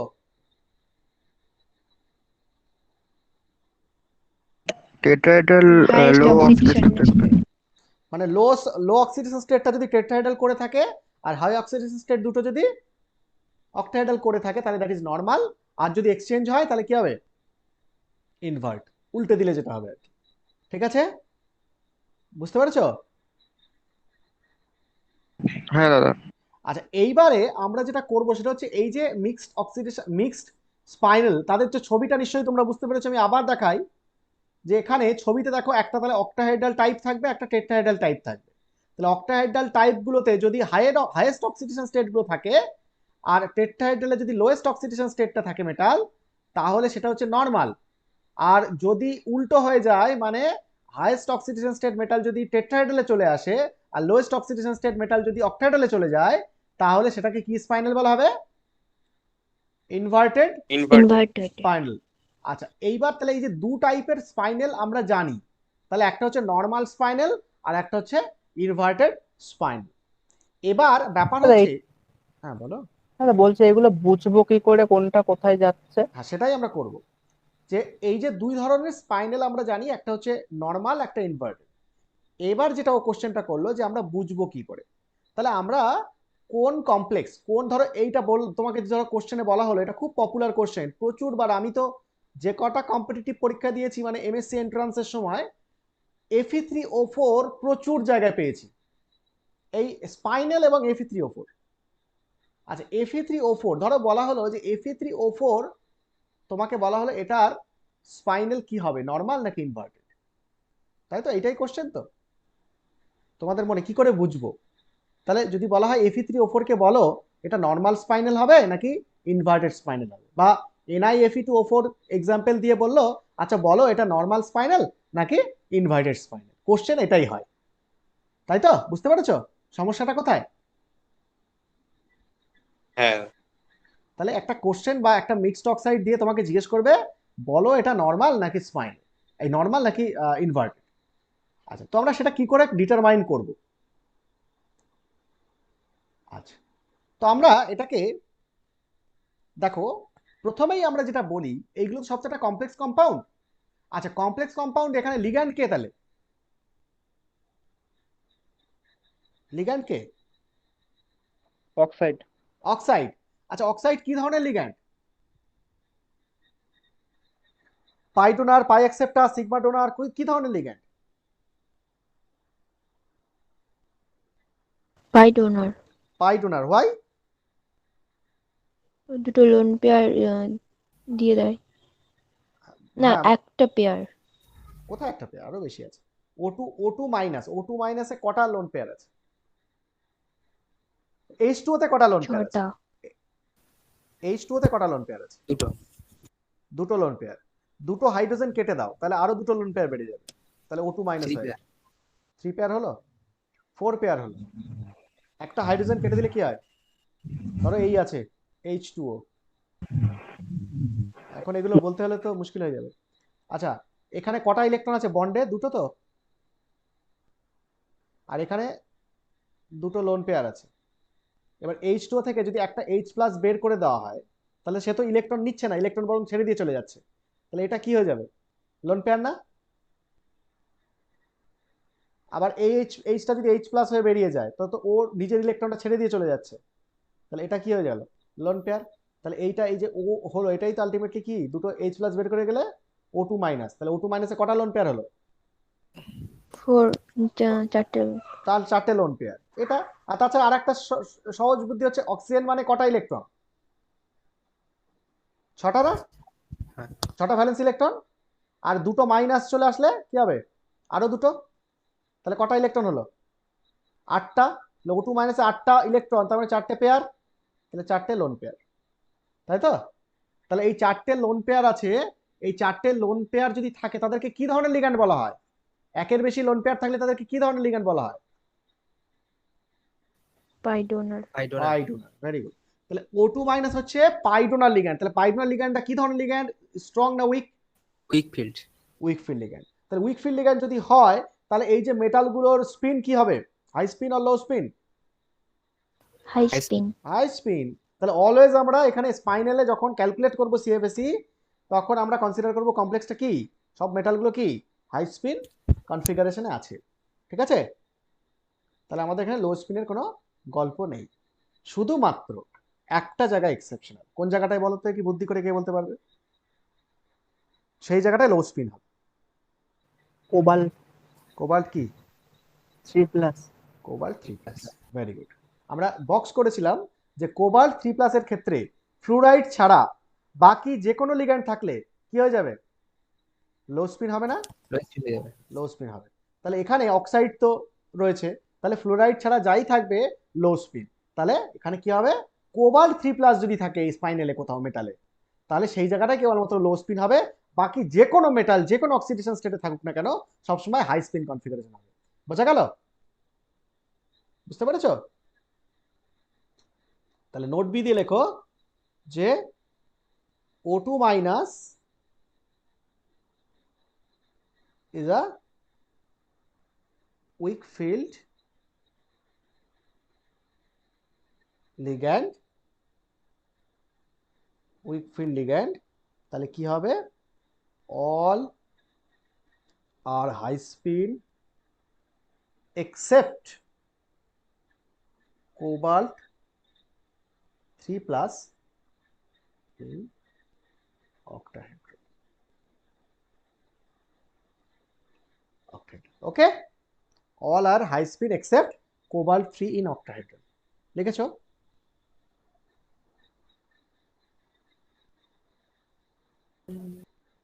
লিখেছো? হ্যাঁ তো তাহলে এটা ক্যালকুলেশনের সময় খেয়াল রাখতে হবে।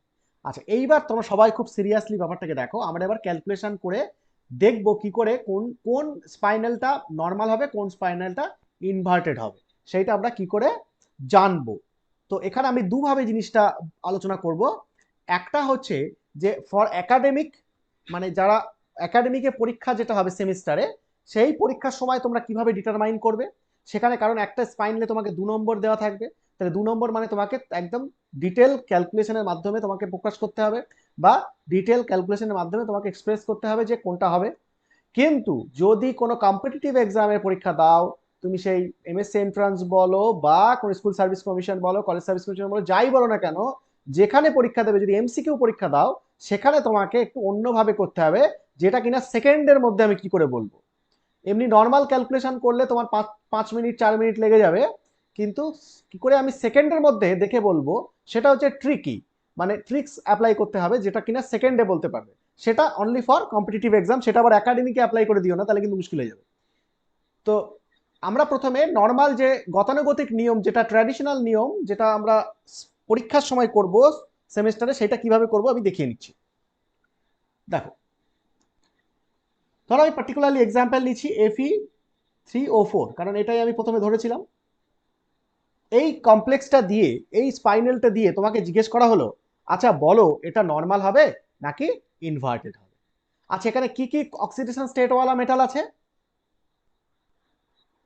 Fe2 আর Fe3। Fe2 আর Fe3। ওকে, তাহলে এটা যদি নর্মাল স্পাইনাল হতো তাহলে একরকম কনফিগারেশন হতো, আর ইনভার্টেড হলে আর একরকম কনফিগারেশন হতো। তাহলে এখানে AB2 এই যে ব্যাপারগুলো আছে, এখানে আমরা যদি লিখি, তাহলে যদি আমরা ধরি 1 নম্বর আমরা কনসিডার করি যে in case of normal spinal, যদি এটা নর্মাল হতো, আমরা জানি না এখন কি হবে, আমরা ক্যালকুলেট করে বুঝবো, কিন্তু আমি ধরে নিচ্ছি normal spinal. In case of normal spinal এর ফর্মুলাটা কি হতো, কিভাবে লিখতাম? বাইরে Fe2, হ্যাঁ, বাইরে Fe2, থার্ড ব্র্যাকেট, ভেতরে দুটো Fe3। Very good. তার মানে ওখানে যেরকম আমরা জেনারেল ফর্মুলাটা লিখেছিলাম সেইটাকে আমরা এখানে দেখব। ওকে, এইভাবে হবে না? তাহলে নর্মাল হলে এইভাবে লেখে তো, হ্যাঁ? হ্যাঁ দাদা। হ্যাঁ স্যার। আচ্ছা, তাহলে এইখানে যে Fe3 যে দুটো আছে, এরা কি জিওমেট্রিতে আছে? অক্টাহেড্রাল। আগেরটা একটুখানি দেখাও। আর এইটা কি আছে? টেট্রা। আচ্ছা, হ্যাঁ, কি দেখবে দেখে নাও।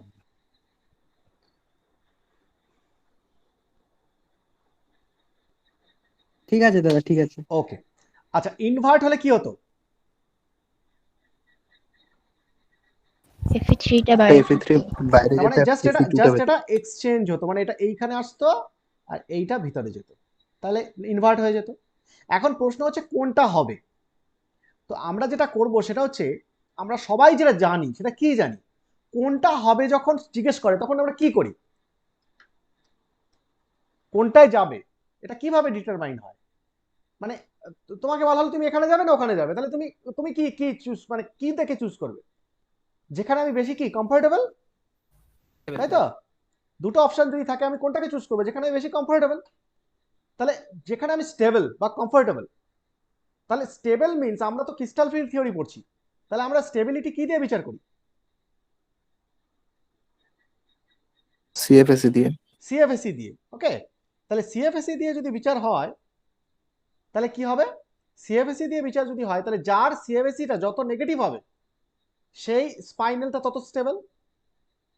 তাহলে কোনো Fe3O4 এর যদি বলা হয় যে Fe3O4 এর নর্মাল নাকি, শুনতে পেলাম না, একবার বলো তো। বলছি যে সিএফএসি যত নেগেটিভ তত স্টেবল, তো শুনতে পাচ্ছ? হ্যাঁ। হ্যাঁ, তো সিএফএসি যত নেগেটিভ তত স্টেবল যদি হয়, তাহলে এখন Fe3O4 এর দুটো অপশন, Fe3O4 নর্মালে যাবে নাকি ইনভার্টেডে যাবে। তাহলে নর্মালে যদি যায় তাহলে কি হবে? একরকম সিএফএসি হবে, আর ইনভার্টেডে যদি যায় আর একরকম সিএফএসি হবে, কারণ দেখো জিওমেট্রি পাল্টে যাচ্ছে, তার মানে সিএফএসি পাল্টে যাবে। তো নর্মালি একটা সিএফএসি আসবে, ইনভার্টেডে একরকম সিএফএসি আসবে। এবার সিএফএসি যেটা দেখবো যত নেগেটিভ যেটা এসছে, যেটা বেশি নেগেটিভ এসছে, সেইখানে কি সেখানে বেশি স্টেবল, তাই তো? বুঝতে পারছো? হ্যাঁ দাদা। তাহলে যদি দেখা যায় নর্মাল স্পাইনালে সিএফএসি মোর নেগেটিভ এসছে, তাহলে Fe3O4 কোনটা দেখাবে, নর্মাল না ইনভার্ট? নর্মাল দেখাবে। হ্যাঁ, আর যদি নর্মাল দেখাবে, ইনভার্টেডে সিএফএসি বেশি আসে তাহলে কি করবে? তখন ইনভার্টেড ইনভার্ট দেখাবে দেখাবে। তখন। ইনভার্টেড দেখাবে। তাহলে আমাদের এখন যেটা করতে হবে ট্র্যাডিশনাল মেথডে, সেটা হচ্ছে দুটো স্পাইনালের টোটাল সিএফএসি বার করতে হবে। তিনটে যে মেটাল আছে, তিনটে মেটালে সিএফএসি যোগ করতে হবে, যোগ করে একটা সিএফএসি আসবে, নেট সিএফএসি। ঠিক ইনভার্টেডের আবার তিনটে মেটালের সিএফএসি বার করে একটা নেট সিএফএসি বার করতে হবে, দেখতে হবে কোন সিএফএসিটা বেশি আসছে। ওকে, তো আমরা যদি নর্মাল স্পাইনালের সিএফএসি বার করতে চাই, তাহলে সিএফএসি ফর নর্মাল স্পাইনাল কি হবে? টেট্রাহেড্রাল হাইস্পিনে ফেরাস বের করে নিতে হবে। সিএফএসি অফ, দেখো Fe2 কোন জিওমেট্রিতে আছে এখানে? টেট্রাহেড্রাল। Fe2 টেট্রাহেড্রাল, তাহলে Fe2 টেট্রাহেড্রাল। আচ্ছা, এর সিএফএসি বেরিয়ে যাবে, প্লাস Fe3 কি আছে, অক্টাহেড্রাল আছে তো, তাহলে দুজন আছে, তাহলে দুজনের সিএফএসি একই আসবে, Fe3 in octahedral.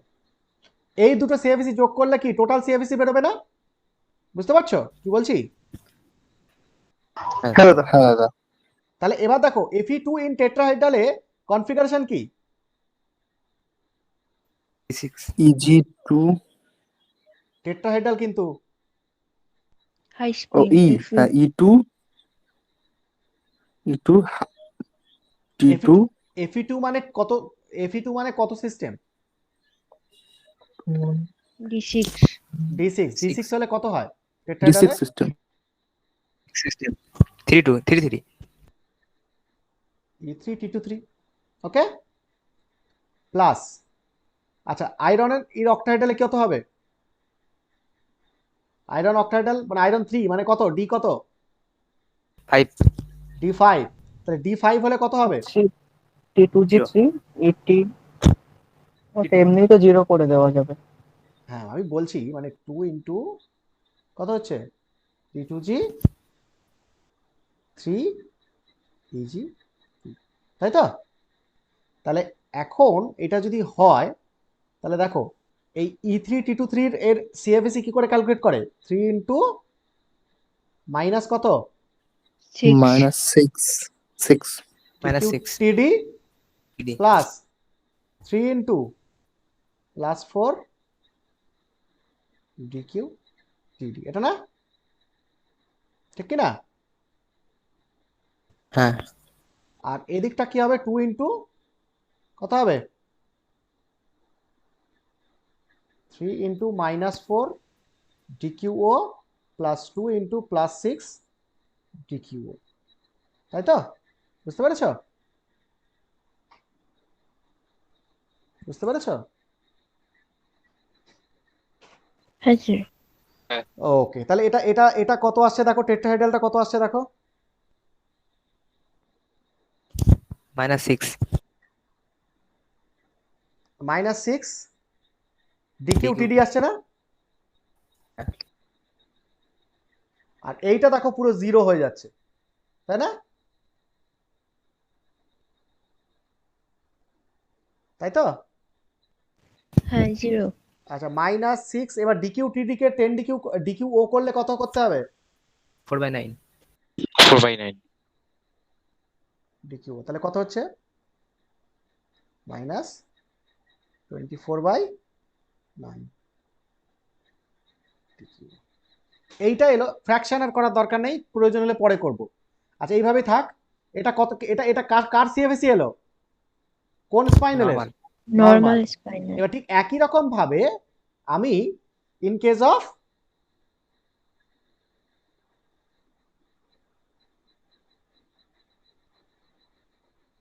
Inverted spinel, inverted স্পাইনালে কি হবে, Fe3 বাইরে আর Fe2 Fe3 ভিতরে O4, এটা হচ্ছে অক্টাহেড্রাল, এটা হচ্ছে টেট্রাহেড্রাল। ওকে, বুঝেছো? তাহলে এটা সিএফএসি কি হবে?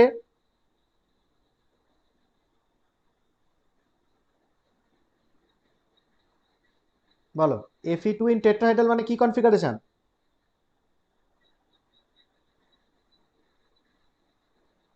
বলো, Fe2 ইন টেট্রাহেড্রাল মানে কি কনফিগারেশন? Fe3 ইন টেট্রাহেড্রাল মানে D5, E2G3 EG2 এই টেট্রাহেড্রাল দেখো, এইভাবে তো ভুল হয়। E2, D3. E2 T2 3। ওকে, আচ্ছা, এটা হলো এর সিএফএসি বার করতে হবে। প্লাস এবার এখানে দেখো দুটো আলাদা অক্সিডেশন স্টেট, তাহলে 2 ইনটু করতে পারছি না আগের মতো, আলাদা আলাদা করে বার করতে হবে। Fe2 মানে কত? D6। অক্টাহেড্রালে কত হবে? T2G কি হাই স্পিনে T2G4 EG2, Ag2। আচ্ছা, তারপর Fe3 T2G3 T2G3 EG2। Ag2 হয়ে গেল। এবার সিএফএসি গুলো বার করলে কত হবে? তাহলে দেখো E2 T2 এটা 0 হয়ে যাবে, তবু ক্যালকুলেট করে দিলে ভালো হয় আর কি। 2 ইন্টু মাইনাস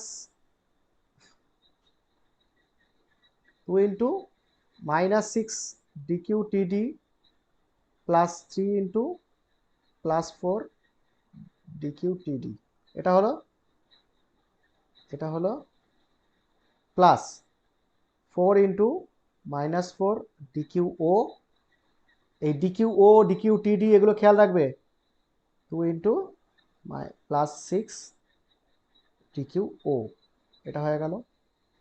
আচ্ছা, plus 3 into minus 4 DQO plus 2 into plus 6 DQO, এটা হয়ে গেল, তাই তো? নর্মালি বসিয়ে দিলাম। আচ্ছা, কোনটা কোনটা 0 হচ্ছে দেখো তো। প্রথমটা শেষটা। কারণ এটা D5 হাই স্পিন, এটাও D5 হাই স্পিন, এটা 0, এটা 0। আলটিমেটলি কি থাকলো? কত থাকলো? -4 TQO। DQO। তাহলে যদি এটা ইনভার্টেড স্পাইনাল দেখায় তাহলে তার সিএফএসি হবে -4 DQO, আর যদি নর্মাল দেখায় তাহলে এটা হবে কোনটা বড়? -4 -4 বলো, কারণ ওখানে 24/9, এটা ছোট, 4-এর কম, তাই তো? তাহলে Fe3O4 কি স্পাইনাল দেখাবে? Inverted spinel. ইনভার্টেড স্পাইনাল, ঠিক আছে? তাহলে নিচে লেখো as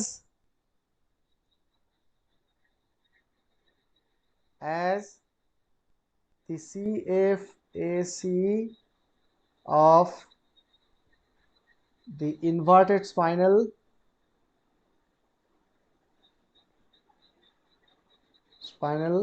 is higher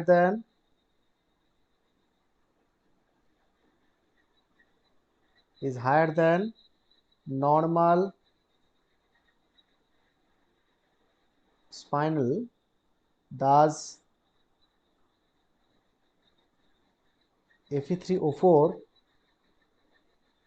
forms inverted spinal. Okay, forms inverted spinal, ঠিক আছে?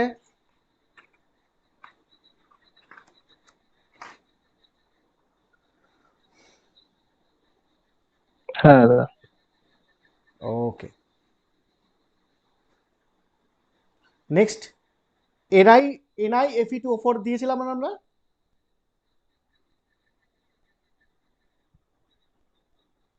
NI Fe2O4 এখানে কি কি মেটাল আছে, কি কি অক্সিডেশন স্টেট মেটাল আছে?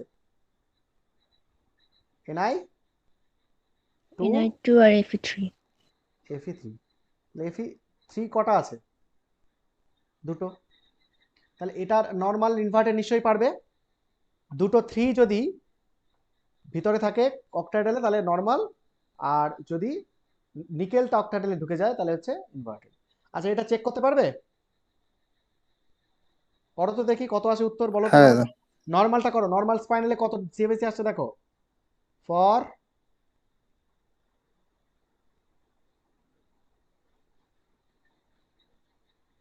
নর্মাল স্পাইনাল, তাহলে কি হবে? নর্মাল স্পাইনাল হচ্ছে এনআই টু Fe3 Fe3O4, এটা হচ্ছে নর্মাল। এইটা হচ্ছে অক্টাহেড্রাল, এটা হচ্ছে টেট্রাহেড্রাল। তাহলে এর নর্মালের সিএবিসিটা বার করে ফেলো তো ঝটাঝট।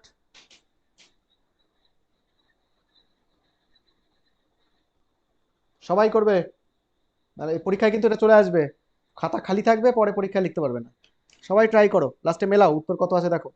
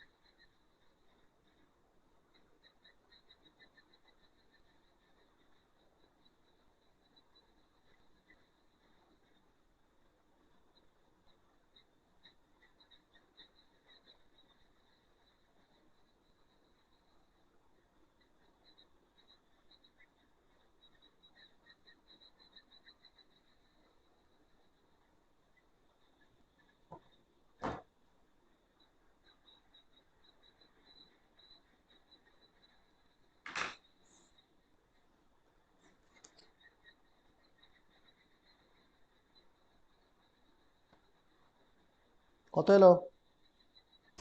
-32/9 DQ। বাকিটা বলো।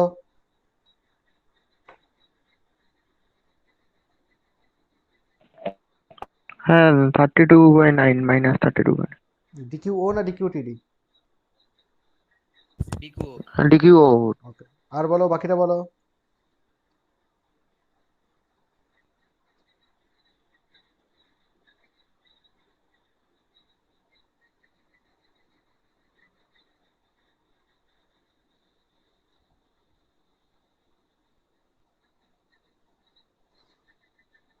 হ্যাঁ -32/9। হ্যাঁ -32/9। সবাই করছো তো? কেউ অবহেলা করো না যেন, মানে এই এই কোশ্চেনটাই পার্টিকুলারলি হয়তো দিয়ে দিল, মানে 3-4টে কোশ্চেনের মধ্যেই একটা দিয়ে দেয়। এবার অবশ্যই ট্রাই করো, এখন আমি থাকতে থাকতে ঠিক হয়ে যাবে, নাহলে ওই পরে দেখবে ভুল হলে আর কিন্তু ঠিক করতে পারবে না। সবার দেখো কি আসছে অ্যান্সার, সবাই করো অ্যান্সারটা, ঠিক আছে?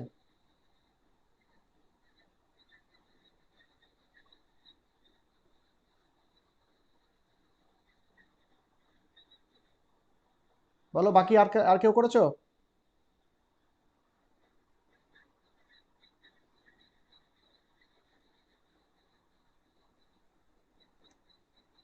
এনিবডি? আর কেউ করেনি?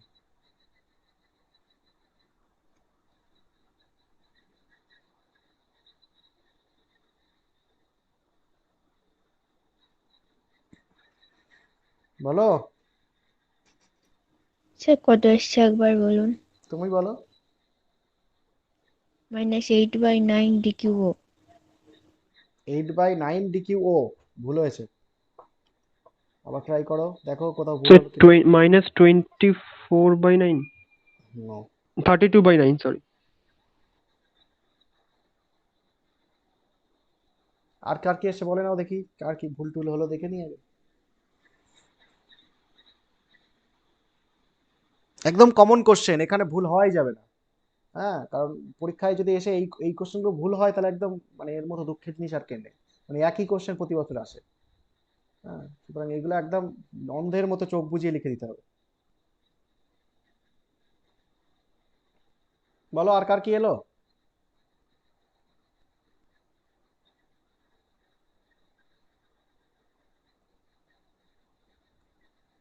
ঘুমিয়ে গেল নাকি?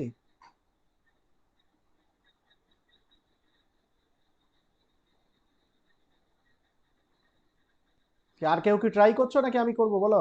না -48/9। না, -32/9। আর কার কি এসে দেখি শুনি। বলে দেন উত্তর। হয়েছে? তাহলে -32/9 এটাই অ্যান্সার। বাকিগুলো যারা করেছো তাদের একটু দেখে নাও যে কোথায় ভুল হলো। দেখো এখানে নিকেল, আমি খুব শর্টে এখানে করছি, হ্যাঁ তোমরা তো লিখে লিখে যেভাবে করবে করবে। নিকেল 2+ মানে কত সিস্টেম? 3D9 4S1 নিকেল 8 তো 2+, নিকেল 2+ 8 কত? 3D7 আহ নিকেল 2+, সরি 3D8 3d8, 8 কতগুলো অ্যান্সার হয়ে গেল। তাহলে 3d8, d8 মানে টেট্রাহেড্রালে কি হবে বলো? T4 T4 e4 t4 হলো। আচ্ছা এবার এটা কি হবে? fe3 fe3 দুটো আছে, তাহলে 2 ইন্টু কি হবে? অক্টাহেড্রাল তো, T2G3 EG2 t2g3 eg2। আচ্ছা এইটা তো 0 হবে তাই না, সিএমএসি? আচ্ছা তাহলে এইখানে হ্যাঁ দেখো, এইখানে দেখো 4 4, তাহলে 4 ইন্টু কত হবে? -6 dqtd প্লাস 4 ইন্টু +4 dqtd হয়েছে। তাহলে এটা কত হচ্ছে? Minus dqtd। এবার এটা মানে আবার dq ওতে কত? 4/9 গুণ হবে। তাহলে কত হয়?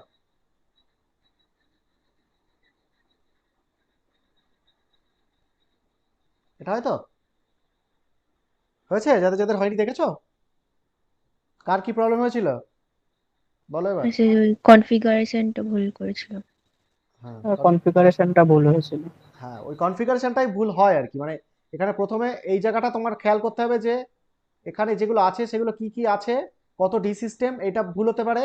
আর কি জিওমেট্রি আছে, জিওমেট্রি অনুযায়ী তোমাকে কনফিগারেশন লিখতে হবে, সেইটা খেয়াল রাখতে হবে। অনেকে টেট্রাহেড্রাল লিখছে, এখানে অক্টাহেড্রালের কনফিগারেশন লিখে দিল। হ্যাঁ এগুলো খুব সিরিয়াসলি, এই পর্যন্ত খুব সিরিয়াসলি করতে হবে, তারপর ক্যালকুলেশন সহজ। ঠিক আছে, তাহলে এইটা হয়ে গেল। তাহলে 32/9 হয়েছে তো? তাহলে ঠিক, হ্যাঁ হ্যাঁ তাহলে ঠিক করে নাও এটা। এবার ইনভার্টেডটা করো দেখি তাড়াতাড়ি। ইনভার্টার -12 ডিকিউ এসছে। বাকিটা করো। ইনভার্ট স্পাইনাল মানে কি? -12 এসছে। fe3টা বাইরে চলে যাবে, নিকেল 2টা ভিতরে যাবে। আচ্ছা fe3 হলো O4, এটা তো? আচ্ছা এবার এর এর সিএমএসি, তাহলে এখানে দেখো এটা টেট্রাহেড্রাল, এটা অক্টাহেড্রাল। আচ্ছা তাহলে এবার টেট্রাহেড্রাল তাহলে মানে কত হবে বলো? তোমরা লিখে লিখে করবে কিন্তু, আমি খুব এখানে জাস্ট রাফলি করছি, যেভাবে ওই আগের fe3 O4 যেভাবে লিখলাম, লিখে লিখে করেছিলাম ওরকমভাবে করবে। আচ্ছা তাহলে কত হবে বলো? fe3 মানে কত? D5 d5, নিকেল 2 মানে d8, আর fe3 মানে d5। আচ্ছা তাহলে d5 মানে টেট্রাহেড্রালে কি হবে? E3 T2 2। আবার ভুল হলো, E2 TT3 এখানে দুটো আছে, এখানে 3টে অরবিটাল আছে। 2D3 হ্যাঁ, এটা হলো। আচ্ছা এখানে বলো নিকেল 2 অক্টাহেড্রাল, T2G6 Eg2, 2 তারপর এটা T2G3 Eg2। দেখো D5 মানে থাকলেই, D5 থাকা মানেই তার সিএমএসি কি হবে? 0। 0 হবে না, কারণ 0 এখানে এখানে সবাই তো হাই স্পিন, তাই D5 হাই স্পিন। তাই D5 হাই স্পিন মানে এটা 0, এটা 0। তাহলে এগুলো তোমরা করবে, ক্যালকুলেশনে দেখাবে, কিন্তু আমি এখন রাফলি বলছি এটা 0। তাহলে এইটুকু শুধু ক্যালকুলেশন। তাহলে 6 into -4 DQO plus 2 into +6 DQO, তাহলে কত হয়? -12 DQ. -12 DQO, which one is greater, 32/9 or 12? 12 12। তাহলে কি দেখাবে? Normal Inverted. স্পাইনাল। ওকে, তাহলে নিচে লিখে দাও, আগের মতো কমেন্ট করে দাও। And কি দেখাবে? Normal inverted spinal. Inverted দেখাবে। ইনভার্টেড হ্যাঁ দেখাবে। ইনভার্টেড। তাহলে তাহলে লেখো ওই আগের মতো, as the CFSE of inverted spinal is greater than normal spinal, thus NI Fe2O4 forms inverted spinal। আগেরটার মতো লিখে দাও কনক্লুশন।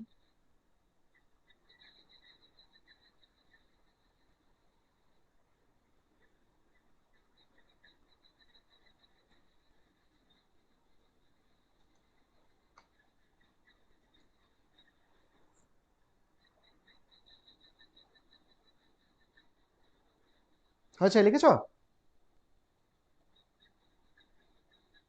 লিখেছো? হ্যাঁ দাদা লিখেছি। আচ্ছা, এবার এইটা করতে, এইটা CO3O4 কোবাল্ট, হ্যাঁ, CO3O4, এইটা করো দেখি। আচ্ছা, নর্মাল হলে কি হবে?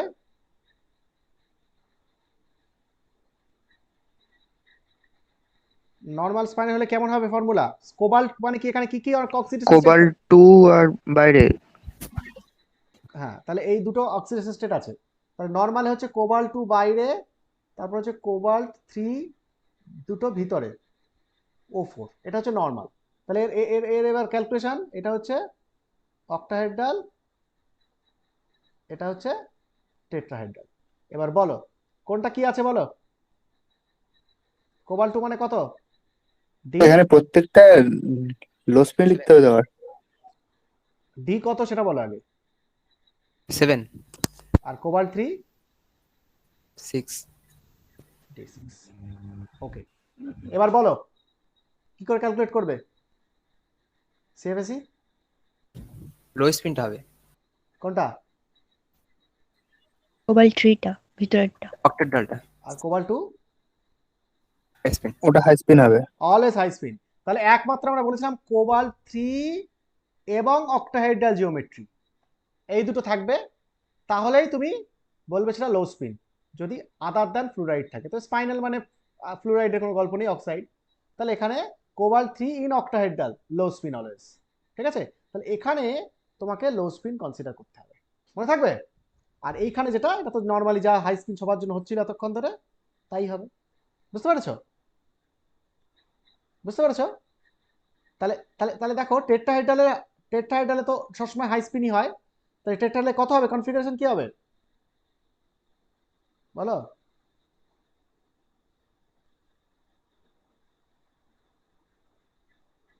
এটা হবে না? 42 3। ওকে, আচ্ছা। আর কোবাল্ট 3 দুটোই একই, 2 ইন্টু করে দেবো, তাহলে 2 ইন্টু কি হবে, T2G কত হবে? 6 EG 0। লো স্পিন যেহেতু, তাহলে এটা হয়ে গেল। বোঝা গেল পার্থক্যটা? ম্যাক্সিমাম ছেলে মেয়ে ভুল করে এই জায়গাটা, সবাই এখানে হাই স্পিন করে দিয়ে বাড়ি চলে আসে, হাই স্পিনে ক্যালকুলেট করে দিয়ে চলে আসে। আর এটা হাই স্পিন করে দিলেই রেজাল্ট পুরো উল্টো আসবে। যদি নর্মাল আসে সেটা ইনভার্টেড হয়ে যাবে, ইনভার্টেড আসলে নর্মাল হয়ে যাবে। ঠিক আছে, তো এটা খুব সিরিয়াসলি এই জায়গাটা দেখবে কি দিচ্ছে। কোবাল্ট 3 যদি থাকে, খুব সেই জায়গাটায় খুব মাথা ঠান্ডা করে করবে। আচ্ছা, তাহলে এখানে কি হলো বলো? E4T23 কত হবে? 4 into -6 DQTD plus 3 into +4 DQTD। ওকে, তারপর প্লাস 2 ইন্টু 6 ইন্টু -4 DQO, এটা। তাহলে কি হবে বলো, কত হচ্ছে? 160/3। এই দাঁড়াও, একটা স্টেপ, 4 24 আর 3 12, তাহলে 12 DQTD। আর এখানে হচ্ছে কত, 4 24 মানে 48, -48 DQO, তাই তো? এটা আসছে না? তাহলে এবার এবার 12 DQটাকে চেঞ্জ করে নিই, 12 ইন্টু 4/9 -48, এই পুরোটার DQO হয়ে গেল। 4 12 48/9 আর 48, তাহলে কত হবে এটা ক্যালকুলেট করলে? 160/3 আসছে। 48 প্লাস, দেখবো এটা 432, আমি একেবারে করে দিচ্ছি, হ্যাঁ, 9 DQO, এটা লসাগু করলে এটা আসবে। তাহলে এটা করলে হচ্ছে কত হচ্ছে বলো? 160/3। 160/3, তাই তো? তাহলে এটা ফ্র্যাকশন করলে কত হচ্ছে দেখো তো?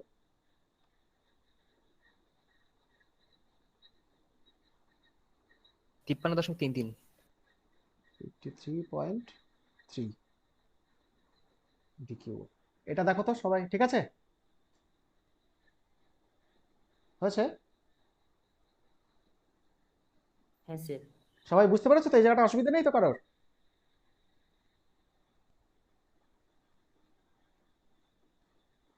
আচ্ছা, ইনভার্টেডটা করে ফেলো।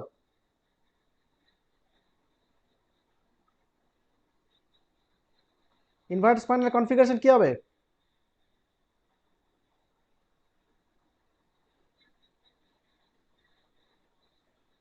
এটা হবে তো?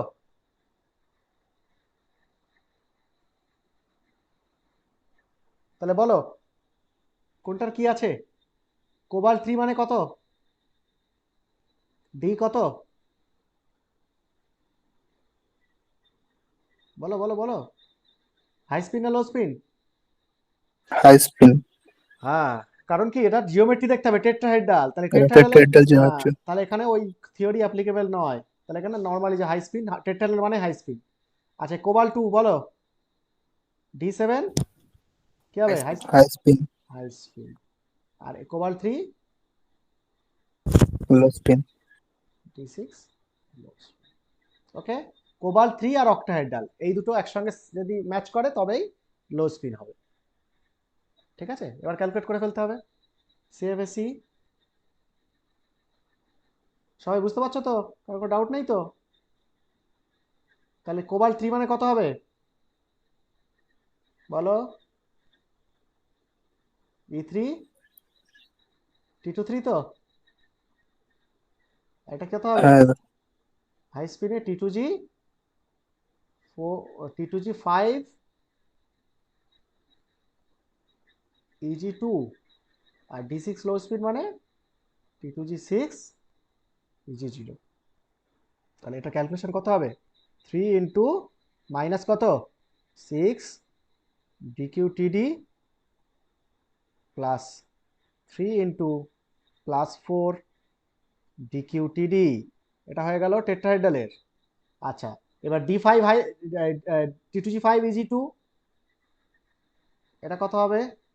5 into minus 4 DQO plus 2 into plus 6 DQ plus T2G6 EG0 কি হবে? 6 ইন্টু মাইনাস 6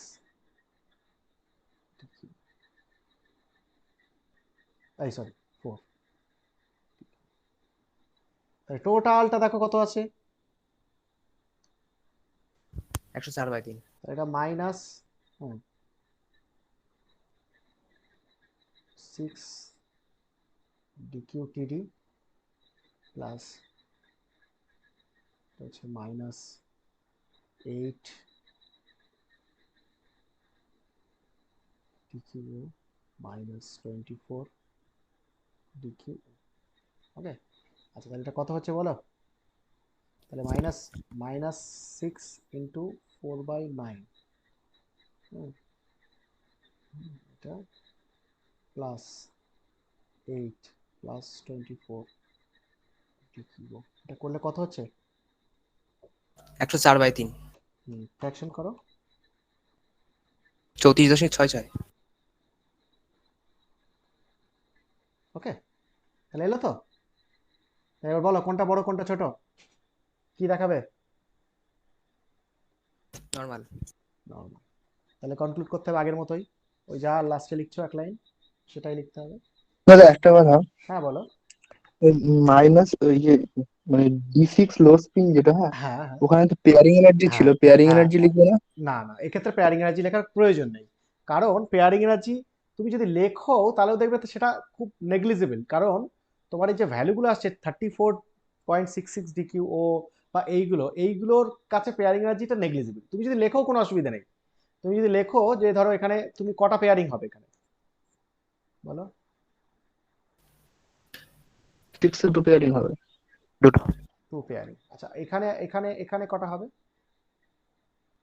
এখানে কটা হবে? এখানে কটা হবে বলো? একটা। এখানেও দুটো আছে, মানে 2 4 4টে হবে। পেয়ারিং তো দুটো হবে কিন্তু একটার জন্য হবে। হ্যাঁ, 4টে পেয়ারিং হবে। তো এই যে পেয়ারিং এই কন্ডিশন যখন লো স্পিন হয় তখন লো স্পিনের কন্ডিশনটা কি? লো স্পিনের কন্ডিশন হচ্ছে 10 ডিকিউ ওটা গ্রেটার দ্যান কি পেয়ারিং তো, ঠিক। হ্যাঁ হুম তাহলে পেয়ারিংটা ছোট সংখ্যা তো। এবার তাহলে ভাবো তোমার 35 ডিকিউ ও তার রেসপেক্টে 4 পিটা কত বড়, অনেক ছোট, তাই তো? 35 হ্যাঁ 53 এটা। তো এই যে কারণে এই পেয়ারিং এনার্জিটাকে কনসিডার করা হয় না। এবার পেয়ারিং এনার্জি কত তুমি তো জানো না, তাহলে পেয়ারিং এনার্জি কত যদি তুমি না জানো তাহলে তুমি এই দুজনের মধ্যে কম্পেয়ার করতে পারবে না, কারণ এখানে 4p আছে আর এখানে 2p আছে। তো যেহেতু এটা কম্পেয়ার করতে পারবে না, জানি আমি এই দুটো লো ভ্যালু, তাই জন্য এখানে ডেটাতে আমরা এটা লিখবো না, মানে এটা কনসিডার করবো না আর কি। এখানে এটা কনসিডার করবো না, কোথাও কনসিডার করা হয় না এটা জেনারেলি। যখন সিএফএসি ক্যালকুলেট করতে বলবে নর্মালি তখন করবে, কিন্তু যখন স্পাইনাল কনক্লুশন হবে, যখন তোমার এখন 2p আর 4p আসতো, তাহলে তুমি এখানে এখানে এই 53 পরে একটা 4p টার্ম চলে আসতো আর এখানে একটা 2p টার্ম চলে আসতো, তাই না? এরকম আসতো হ্যাঁ তো? এবার দেখো তুমি যখন এরকম হয়ে যাবে তখন তুমি কনফিউজড হয়ে যাবে কম্পেয়ার করতে গিয়ে, হবে না? মানে 4p ভ্যালুটা কত আমি তো জানি না, সেটা কি ডিকিউ এর সঙ্গে কম্পেয়ারেবল, মানে কতটা কম্পেয়ার করা যায় সেটা তো আমি জানি না। পেয়ারিং এর একটা ভ্যালু থাকা চাই, তাহলে এখানে আমরা কম্পেয়ার করতে গিয়ে কনফিউজড হয়ে যাবো। ওই জন্য কি করা হয়, যেহেতু আমরা জানি পেয়ারিং এনার্জিটা কম, তাই জন্য এই 4p এখানে যোগ করলেও যা হবে না করলেও তাই হবে এরকম ধরা হয়, তবে এটাকে জিরো কনসিডার করা হয়, মানে এটাকে কনসিডার করাই হয় না, মানে শুধুমাত্র সিএফএসিটাই কনসিডার করা হয়। কারণ ওর সঙ্গে যদি আমি পেয়ারিং জুড়িও যা রেজাল্ট আসবে, না জুড়লেও তাই আসবে, ওই জন্য ওটাকে জোড়া হয় না, যাতে করে আমাদের কনফিউশনটা না আসে। ওই জন্য আমরা এই জিনিসটাকে আমরা যখন স্পাইনাল করব তখন এই পেয়ারিং এনার্জিটাকে আমরা কোথাও কনসিডার করব না, শুধুমাত্র সিএফএসিটা কনসিডার করব। ঠিক আছে, বুঝতে পেরেছো কি বলেছি? হ্যাঁ ঠিক তোমার আছে। কন্ডিশনে তো এইটাই আছে না, পেয়ারিং এনার্জিটা স্লো, তো পেয়ারিং এনার্জি যদি কম হয় তাহলে এই যে ডিকিউ যেগুলো ভ্যালু আসছে সিএফএসি তার সঙ্গে পেয়ারিং জোড়াও যা না জোড়াও তাই, মানে খুব একটা তাদের জন্য আমাদের খুব একটা এফেক্ট পড়বে না অর্ডারে, নর্মালটা ইনভার্ট হয়ে যাবে না বা ইনভার্টটা নর্মাল হয়ে যাবে না ওই কারণে, তাই জন্য ওটাকে আমরা উল্লেখ করি না আর কি, নর্মালি সিএফএসিটাকে লিখতে হয়। ওকে, আচ্ছা এবার দেখো, এবার আমরা যেটা নেক্সট তোমাদের একটা হোমওয়ার্ক দেবো সেটা হচ্ছে NiAl2O4 এইটা করবে। আচ্ছা এখানে বলো কি কি কি কি অবস্থায় আছে, নিকেল কততে আছে? নিকেল +2 আর মানে ক্লাস টু দুটো তে আছে, এলআই +3 তে আছে। হ্যাঁ দুটো অ্যালুমিনিয়াম আছে +3 তে। তাহলে এখন এদেরকে যদি করা হয় সিএফএসি, তাহলে নর্মাল হলে কি হবে?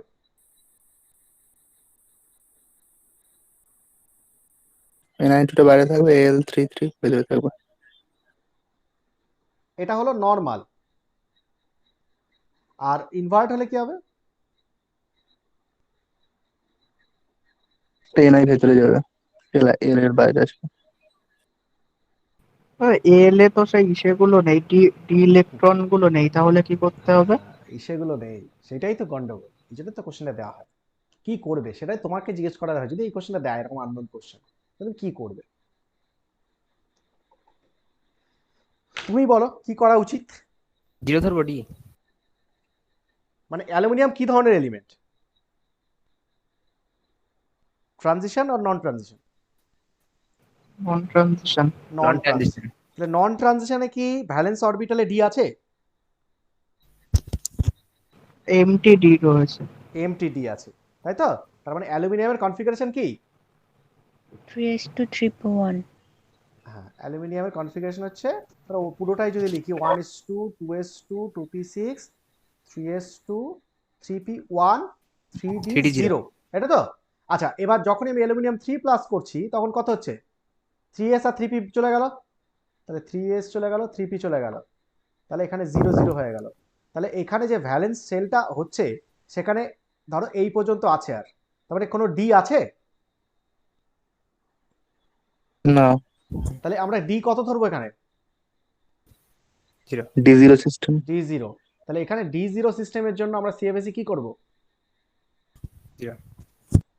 জিরো হবে। যে কোনো ভাবেই থাকুক না কেন, অ্যালুমিনিয়াম 3+ এর সিএফএসি 0, ক্লিয়ার? যে পজিশনে থাকুক, অক্টাহেড্রাল টেট্রাহেড্রাল যে পজিশনে থাকুক না কেন, তোমার ওই অ্যালুমিনিয়ামের জায়গায় ক্যালকুলেশনটা কি হয়ে যাবে? হ্যাঁ 0 হয়ে যাবে। তাহলে সেইভাবে তোমার ক্যালকুলেশনটা আরো সহজ হয়ে গেল, শুধু নিকেল দু জায়গায় যে নিকেল, সেই দু জায়গায় ক্যালকুলেশন করলেই হয়ে যাবে। তাহলে প্রথমটাই দেখো এক্ষুনি করে দিচ্ছি, সিএফএসিটা ডাইরেক্টলি কি হবে? নিকেল যদি নর্মালে হয়, নর্মালটা, তাহলে কি হবে D8 টেট্রাহেড্রাল, তাই তো? তাহলে D8 টেট্রাহেড্রাল মানে কত? T2G, minus sorry, 82 E4 for into 4, তাহলে হচ্ছে 4 into -6 DQTD plus 4 into +4 DQTD, কত হচ্ছে? মাইনাস -8 DQTD, তার মানটা কত? -8 into 4/9 DQ, তাহলে কত হচ্ছে? 4 8 32/9, তাই না? এটা হলো। এবার যখন ইনভার্ট করবে তখন কি হবে? ইনভার্ট করলে কি হবে? এখানে ইনভার্টে নিকেলটা কোথায় আছে? ওইটা হচ্ছে তখন অক্টাহেড্রাল চলে যাবে। তাহলে CFSE কি হবে? D8 অক্টাহেড্রাল তো, তাহলে D8, বাকি সব তো জিরো, তাই না? অ্যালুমিনিয়াম যেখানে আছে সব জিরো, তাই শুধু নিকেলটাকে দেখতে হবে। তাহলে অক্টাহেড্রালে কত হবে? T2G6 62 Ag2, তাহলে কি লিখবে? 6 into -4 -4 DQO